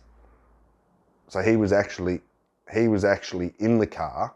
Myself and my brother weren't even there. Like, we weren't in the car, we weren't at the scene of the murder, we had nothing to do with it at all, but yet we still got charged with it. Someone that was actually in the car and give the police his statement the day of the murder or the day after, which clearly exonerated myself and my brother and put everyone else that was in the frame clearly in the frame, they wouldn't have a bar of it. They were like, nah, why are so many other people that were there saying that CAINE and Sean were there, but yet you're the only person saying they weren't? And he's like, but I can answer that. That's what happens when you've got a bad name and people put your name with things like that, violence and extreme violence and bad shit, you know what I mean? People just, your name just comes with it hand in hand. Like, my situation personally was unfortunate because someone that I'd had a disagreement with and had assaulted before was actually at the property, and he was the one and only person saying that he seen me, but he didn't, and he will acknowledge that to this day, that he never seen me. He just thought it was me. When the car pulled up, he never actually identified anyone, not even the people that were really there, because he never seen anyone. He ran. Like, as soon as the car pulled up, he ran. Like, so then of those 5 people that were charged, one of them got the 23 years and the other 4 were like, that was it for them. They had they were released. So 5 people were charged. There was myself, my brother, and 3 others. One of them got 23 years and one of them got 7 or 9 years. The 23 years was for giving the fatal blow, obviously. The 7 years was for the second male that was put in intensive care.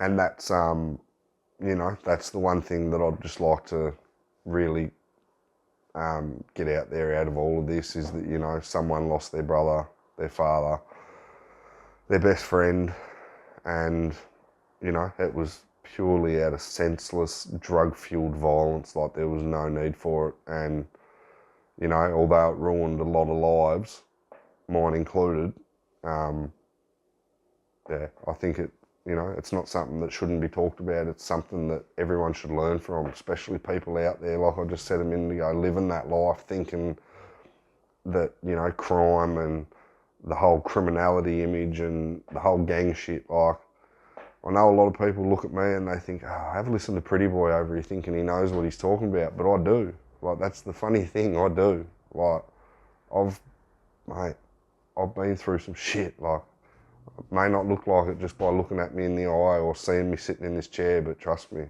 like, I've seen things that people can't begin to imagine, man. And, my goal now is to help spread that message that, you know what I mean? Like, it's all good and well when you're young and you're having fun and whatnot, but like, as soon as you start talking prison and serious time, it's not only us that suffer.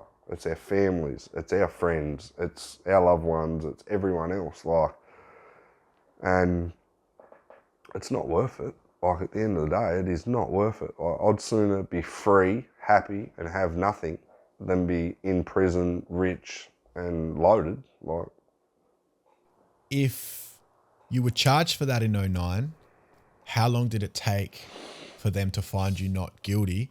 And how was the feeling of that verdict for you? So it all happened at once. That was the weird thing, because I was still charged with the aggravated armed robbery, the robbery of the Ashley worker, the ram raids, the car thefts. I'm still charged with all this shit.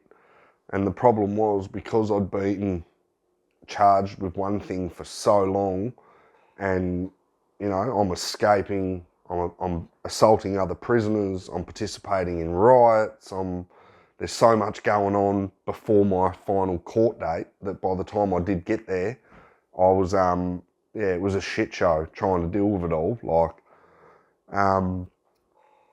my brother and myself were actually, with the murder, along with my other charges, were found to have no case to answer, which was, like I said, it's not about myself or my brother or anyone that done any time for something they didn't do. Like, someone lost their life at the end of the day, but all the police had to do was go back and re-question 2 witnesses. The 2 witnesses that put me and my brother there, each one putting him there, one putting me there, not both of them putting us both there, just one each.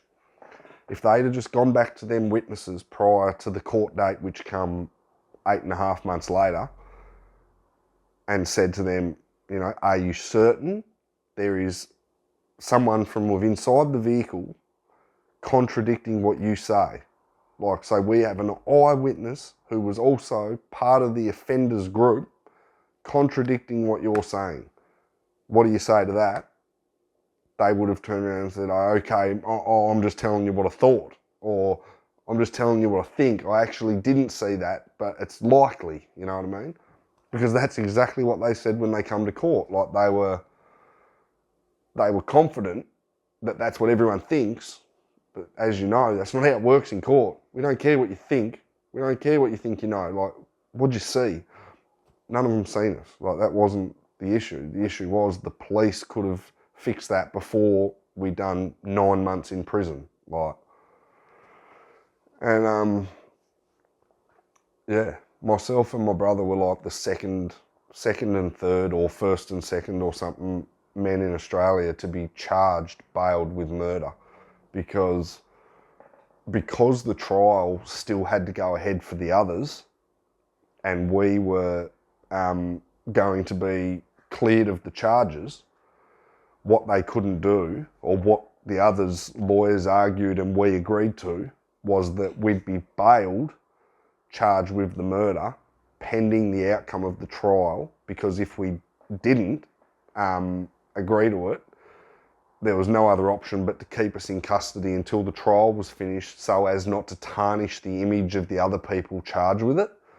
Because if you put up these big headlines, 5 people charged with murder, and then 9 months later you say 3 people charged with murder going to trial, everyone wants to know, why aren't the other 2 there? Oh, clearly they had nothing to do with it and these 3 did. You know what I mean? Like, it creates a bad perception for people to interpret it in a negative and bad way. So yeah, we agreed to that. All my other charges were dismissed. So I was sentenced for the 2 escapes, the first little riot, and the prison assault. I was given time served because I'd just done 16 months on remand. The armed robbery, the ram raids and the car thefts and the burnings of the cars and all that stuff were dismissed. And we were bailed, charged with murder. So, yeah. Yeah, right. Okay. And then so when you've been given bail, even though you've been charged with murder, from that point, how long was it until they said not guilty, it was all done, and how did that feel?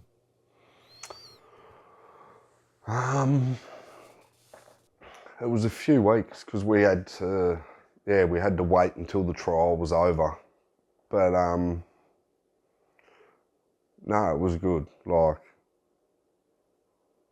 yeah, I had, faith all along because, I'm not saying everyone that's been convicted of murder is guilty, but there's definitely more guilty people in there than there is innocent, you know what I mean? And I just had faith that wasn't going to be me, like, that they weren't going to, find a way, because at the time, Tasmania police would have been happy to see me and my brother go away forever. Like, they couldn't have wished for anything better.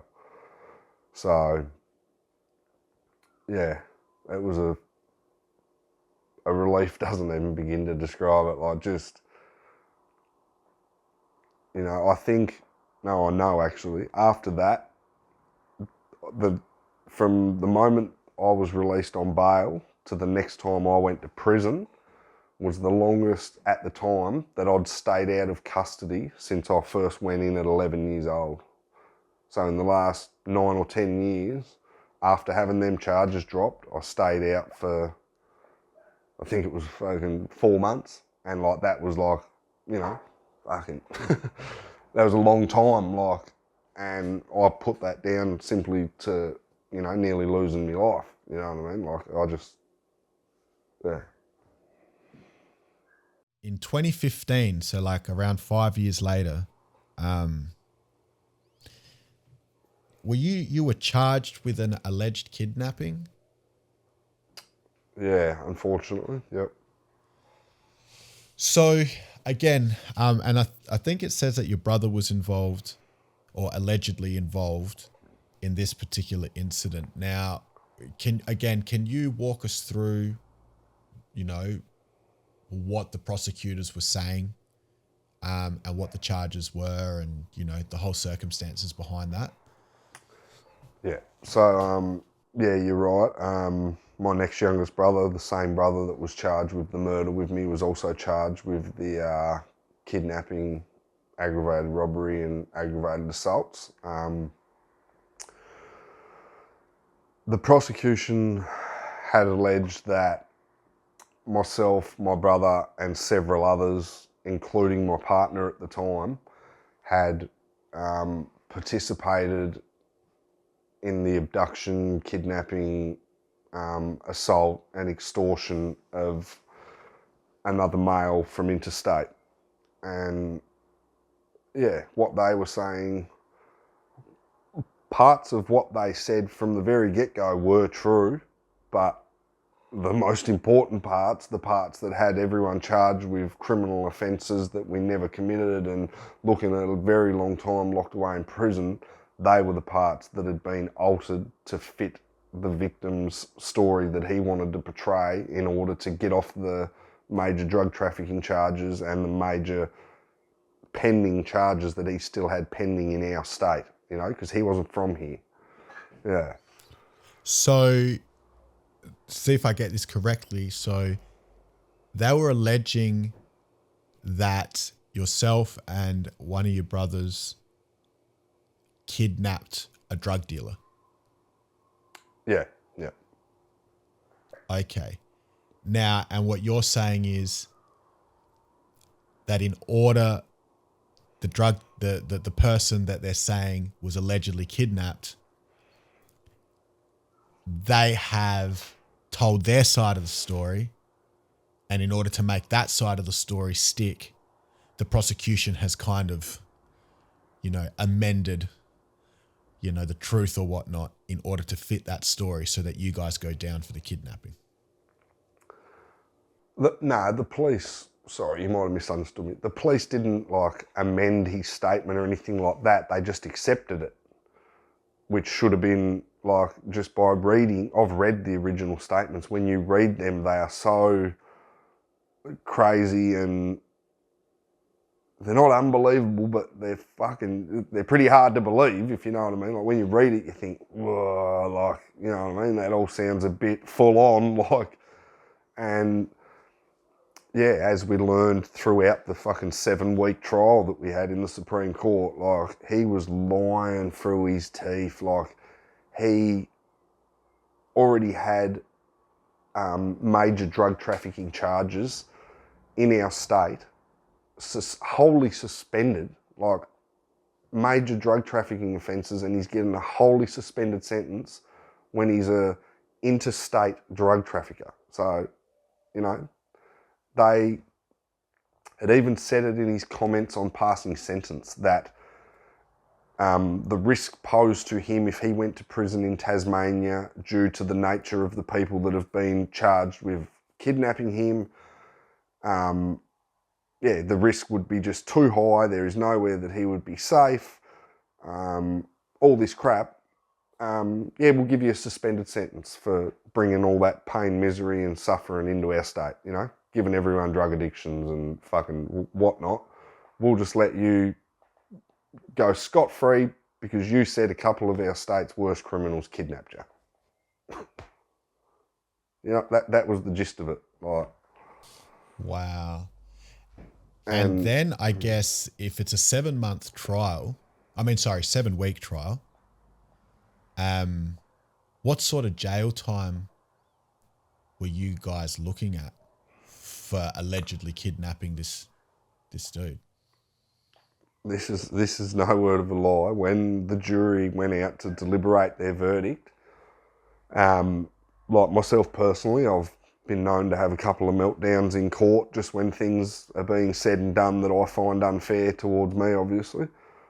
My lawyer come down to the cells where we were all down there waiting for this pending verdict, and like he gone to do the door, and he goes, "Oh look, CAINE, I just need you to understand, like if the verdict comes back guilty, like you're going to be sentenced today." And I'm like, "What? What do you mean? If the fucking verdict comes back guilty?" I said, "Did you not just hear everything that was said the last 2 days?" And he's like, "CAINE, you know how this works, right? You know, like just never." I've had this lawyer for 20 years, mind you, like he's the best in our state, but he's just like, "CAINE, don't, like I'm not having this conversation with you. I just need you to understand what's going to happen if that happens." And I'm like, "Yeah, well, of course I know that." And he goes, so you know you're looking at 10 to 16 years. And I'm like, "Fucking what?" Like, I was just like, "You're kidding. It's the first time I've heard them figures." Like, and I was just, fucking hell, that raised the bar, let me tell you. Like, obviously, I knew we were in serious shit. We're charged with kidnapping, aggravated assault, and multiple aggravated armed robberies on the one person, like, because he's alleging, he's saying that, you know, I've done all these terrible violent things to him, and yeah, naturally it's serious, but not for a second did I think we'd be talking double figures, like, and then, yeah, it just, that was like a fucking exhilarating day, mate, like walking back up there and having, 25 cops in the room, massive big public gallery, jury, everyone there, and then they just unanimous not guilty on all counts, on all offenders. Like, it was, yeah. There was... Wow, that must have been a pretty amazing feeling to hear that. Yeah. The hardest part was, like, I had to give evidence for a full day. Like, I had to explain exactly what they were overlooking. Like, the fact that everything that he said, the only times that it made sense was when he was lying. Do you know what I mean? That was the worst thing, was that if no one got up and actually told the truth, his bullshit lies were making sense. Like, so it was just like, what option do we have? We don't have any option. Like, and it was just a shit go, you know what I mean? Like, and at the end of the day, like, we were just extremely grateful for our lawyers and for the fact that the jury seen straight through his bullshit, man. Like, if it wasn't for them seeing that he was lying, we were done. Simple as that. Like, You got charged with murder in 2009. That's been, you've been found not guilty of that. 2015, you've been charged with kidnapping. You've been found not guilty of that. Both very serious crimes. And then about 3 years later, I think, 2018, something happened which resulted in some sort of like long 12-hour police siege. yeah. So it actually happened twice. I was going to touch on it earlier when you asked about me wanting to get clean and when I wanted to change my life and stuff. And I told you it was like, 6-7 years ago. So in 2016, I was, at the time, I was still charged with kidnapping, major drug trafficking. I had like 25 charges, which when you looked at it, in my mind, I was thinking, double figures, you know what I mean? 10 years at least if I was convicted of everything. I was just under a lot of stress and I was a raging drug addict and, I didn't take anything but my image, my criminality and dealing drugs and making money and all that. That's the only thing in life that I took seriously. Like, and when I say seriously, I mean I fucking took it seriously, like it was my life. And it just, yeah, I don't know. I can't even put a finger to this day, even like without you asking me. I can't remember what it was or what happened, but I just remember I walked into my bathroom and like, it was first thing in the morning. I'd been awake all night. I hadn't seen myself since the day before. And I remember looking at myself and I just had this awful feeling, like from looking at myself, I just had this awful feeling and I was just like, nah, I can't do this anymore. Like, I was just such a violent, horrible person, paranoid, delusional, just so many bad things were going on in my life and I was doing so many bad things that I was just like, if looking at myself makes me feel sick and like I get that feeling like I want to smash the cunt I'm looking at, clearly something's wrong, like. And then it was about 3 weeks, I tried my very hardest to get off the drugs and get clean and whatnot. And yeah, I ended up having a mental breakdown. Like I tried everything, like I was trying to get into rehabs. I was leaving town and going away and staying places for a couple of days, like to get it out of my system, to get clean. But then I'd come back and I'd be back in that same environment, surrounded by the same people. Circumstances hadn't changed and there was no new faces, new support or new avenues to try and follow. Or, you know, I was just trapped in a life that I had created for myself. Like, it was the life I wanted. My whole life, I created it for myself. And by the time I wanted to get out of it, it was too late. You know, like I was such a bad drug addict and my mental health was at such, you know, a risky point that without drugs and without proper counselling and without intensive therapy and treatment and proper prescribed medication and all the rest of it, I was just a ticking time bomb, to be honest. Like, and yeah, I don't know. I went to sleep one day, man. Like, after that day, I looked in the mirror and it was about 3 weeks later, trying to get clean, trying to do this, trying to do that, and in my own mind, I'd convinced myself that, you know, the best thing for my 5-year-old daughter, the best thing for me, the best thing for everyone, the whole world, was for me just to fucking take my own life so that I couldn't, you know, cause any more harm, suffering, and make anyone's life any worse than I already had. And yeah, I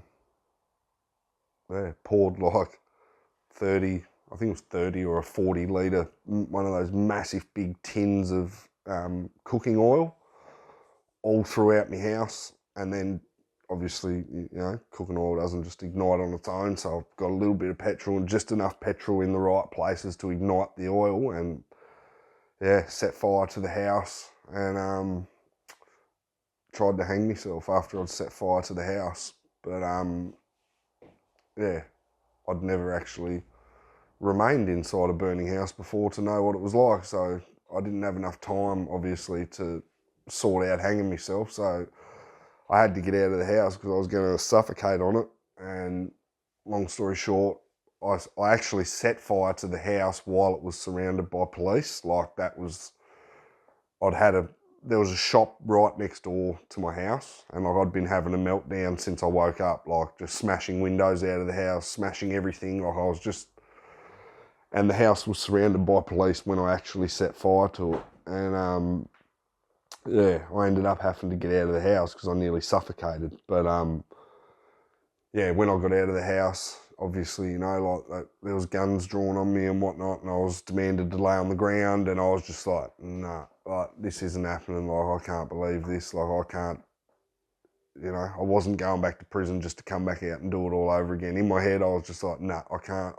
I just need to die. Like, what's going on here? Like, and yeah, I ended up like walking around the side of the house and then just climbed straight up, like, because the house is fully ablaze at this point. And I literally just climbed straight up the side gate and just walked back onto the roof of the house and was just casually jumping up and down on it, like trying to find where it was gonna, you know, collapse or whatever.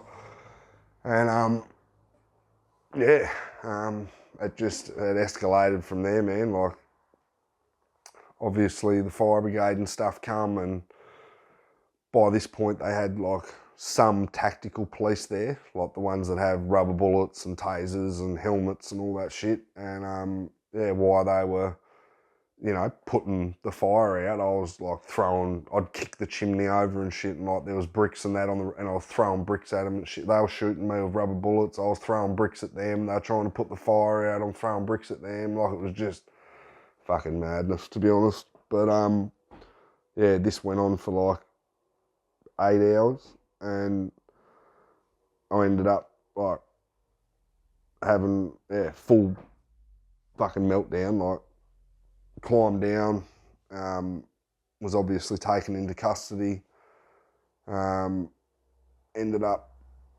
spending the next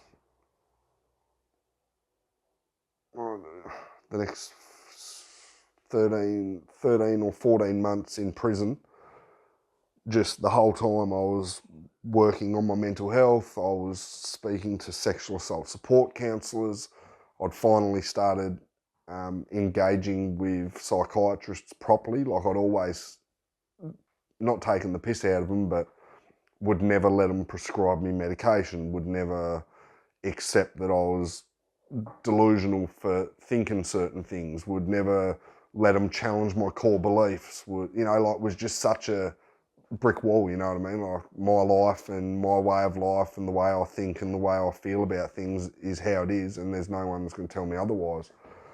And, you know, naturally that was really unhealthy and not good for me or a lot of other people. But, yeah, when I got out on parole, I done really well to start with, stayed off the drugs, all the rest of it. And then, yeah, come 2018, yeah, I was back to square one, you know, like I had a raging drug addiction again. I was back doing all the things that I didn't want to be doing, and, you know, I wasn't allowed to see my daughter, which made it really hard for me, like, because that's sort of what happened the first time as well, like with the first siege. And then it just, you know, it just gets overwhelming once you start tallying everything up that's going wrong in your life and what's going right in it. It just got too much for me again. And, you know, out of stupidity, I, yeah, had a meltdown at home, poured like 40 litres of petrol throughout the whole house, like, and then in my head, I was telling myself, call the police, tell them there's a domestic violence, just because this is what actually happened. In my head though, I'm telling myself I'm going to call the police, they're going to come to a domestic disturbance, I'm going to attack them, they're going to shoot me, and then I'm going to walk back inside and set fire to the house. That's what I had in my mind, right?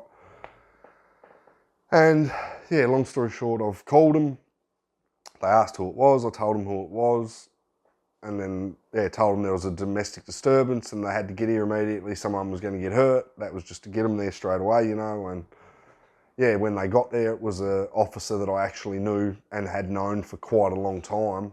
And, yeah, it just, you know, I wouldn't say he softened me up, but he wouldn't pull his gun out for one, which was making me extremely uncomfortable because I had a pair of scissors in my hand and I was literally like from here to the camera away, so not very far, and like I just didn't feel confident in him being able to shoot me if I actually tried to attack him, if that makes sense, because I actually didn't want to hurt anyone. I was just suicidal and fucked in the head at the time.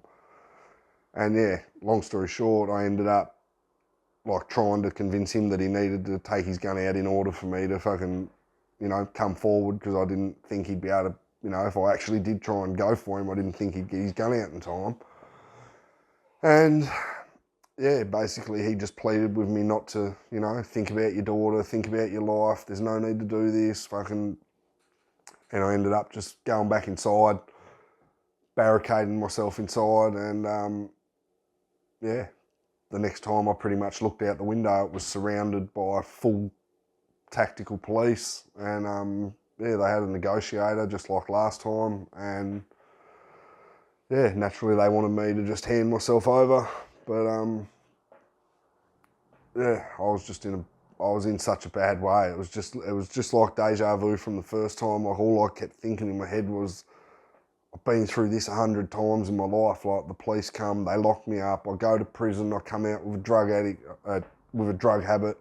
I come back out, become a drug addict, I become a fucking violent, psychotic criminal that you can't fucking deal with, you can't approach, you can't even socialise with me because I'm so paranoid and on edge that I make everyone around me paranoid and on edge, you know what I mean? Like, I'm one of those sort of people. Like, so many bad things go on when I was living that life that I could have 3 days sleep and then I'd still wake up and be paranoid, you know what I mean? Even before I got back on the drugs, it was just because I always thought the cops were coming for me. I always thought this person or that person knew that we'd done this or that, or, you know, it was just fucked. And long story short, I ended up setting fire to myself in the house. Yeah, poured petrol on myself and set fire to myself. Just for anyone listening, stop, drop and roll doesn't work as good as you'd think, especially when you got petrol on you. But yeah. How did you manage to put yourself out if you lit yourself on fire? Well, the shower, to be honest. Stop, drop and roll doesn't work. And when you say you lit yourself on fire, as in you lit like an arm, a leg, or you poured it all over your head and then just like lit your whole self on fire? So I had like a jug, like a kitchen jug full of petrol. And while I was arguing with the negotiator through the window, he was like, he was taking the piss out of me, but at the same time trying to get me out, if you know what I mean. Like obviously I was drug fucked. I don't know what their real intentions would have been to get me to come out, peacefully without any drama. But I thought he was taking the piss out of me and trying to like roll me up. And I ended up just, I said something along the lines of, keep going and I'll fucking set myself on fire. And I swear I heard one of them chuckle. And I thought, these cunts think I'm joking. So I've just gone like just threw it all over myself, like from there down, and just gone boom. And it just fucking, like, I've never seen anyone on fire before, but fucking hell, it's not a nice experience, let me tell you. Fucking hell. And then so as soon as you've done that, you obviously realise, shit, I've just fucked up. So then you try to like stop, drop and roll. You realise that's not happening. So then while you're on fire, you run yourself into the shower. Nah, well, funny story, you see, like the shower wasn't my first thought. Running up and down the hallway, fanning the flames was. I was just tearing up and down the hallway, like, trying to put myself out, that I didn't even think stop, drop and roll. But when I'd done like 3 laps up the hallway and realised like by now I'm screaming, you know what I mean? Like they're outside the window going, what's going on? What's going on? And I'm fucking, like I'm on fire, you know what I mean? And I started rolling around on the carpet. And then I remember I just looked over and I was looking at the bottom of the shower and I'm like, fuck, and I fucking leapt back up off the floor and just boof, straight under a cold shower. And even that took fucking 10, 15 seconds to put it out, like, 'cause it was petrol. But yeah, I had 2nd and 3rd degree burns all the way up my legs, my ball bag, genitals, stomach, like it was, And then so I guess, this is 2018, so this is recent for something that full on. Now, off the back of that, obviously you've had to seek some medical attention, but did you go back to prison after that? Yeah. And so you've gone back to prison in 2018, and then you were released in 2019? November 2019, yep. And that was the last time that you've been to prison? No, I actually done 21 days because what they did was I got 2 years for the first siege in 2016 because I was convicted of arson and aggravated assault on police because I threw a brick and hit one of the Special Operations Group members. So I got 2 years for that and then got out on parole, finished parole, and then ended up getting a 2-year drug treatment order for the second siege. So I served 16 months in custody for the siege in 2018, but then was placed on a 2-year community-based Supreme Court drug treatment order, which means basically like parole, like for 2 years in the community though. And I literally finished that 1 week ago. I went to court and graduated and yeah. So technically speaking, a week ago is when you've been able to wash your hands with all of this. Yep. In terms of my, criminal past, yeah, there's nothing outstanding. As I said earlier, mate, every crime I've ever committed, I've either been convicted and charged for or charged and found not guilty of. So everything's done and dusted now. Greeley, sent me your podcast, and I later found out that you got into the music thing through meeting Greeley. Now, you met Greeley in prison in 2000, would have been 2018, 17? 19. 19. Okay, Yeah. so right towards the end of, you going in and out and all that shit, that's when you met Greeley. Now, were you familiar with who he was before he came in? I knew he was a rapper, but yeah, I didn't know like how well he was known or how good he was. Like I've never followed Australian rap, to be honest, man. Like I don't know. I'm one of those people, you know, like when I hear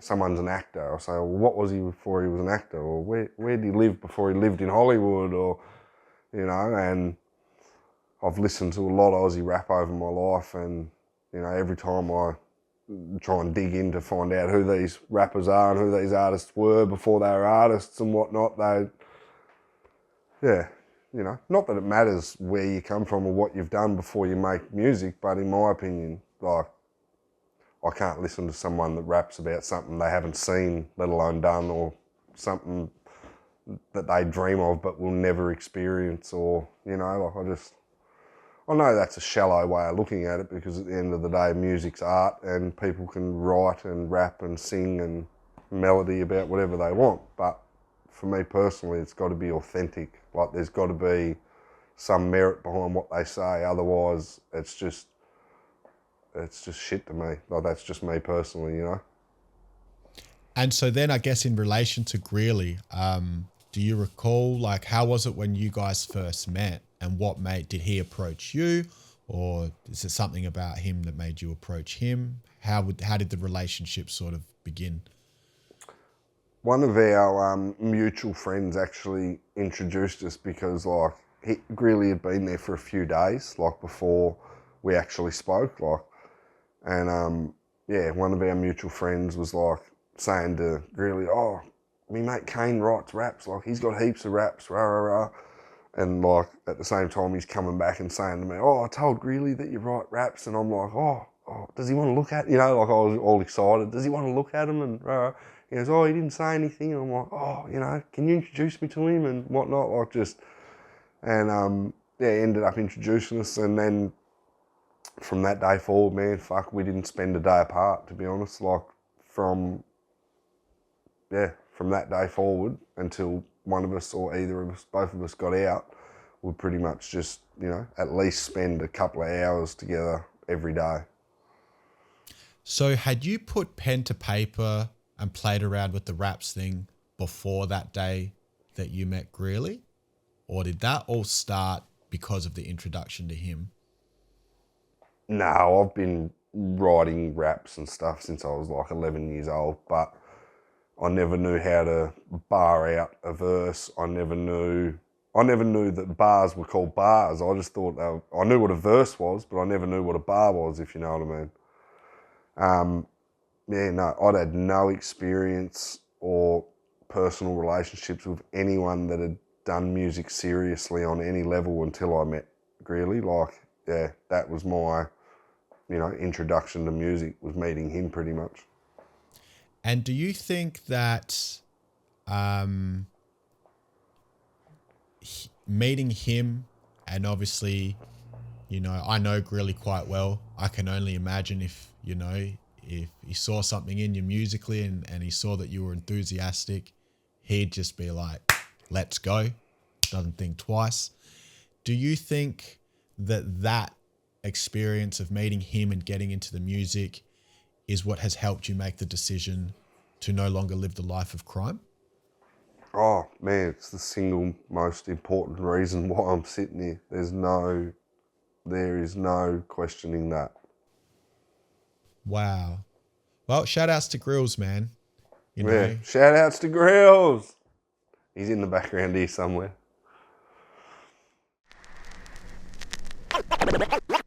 The lesson. Oh yeah.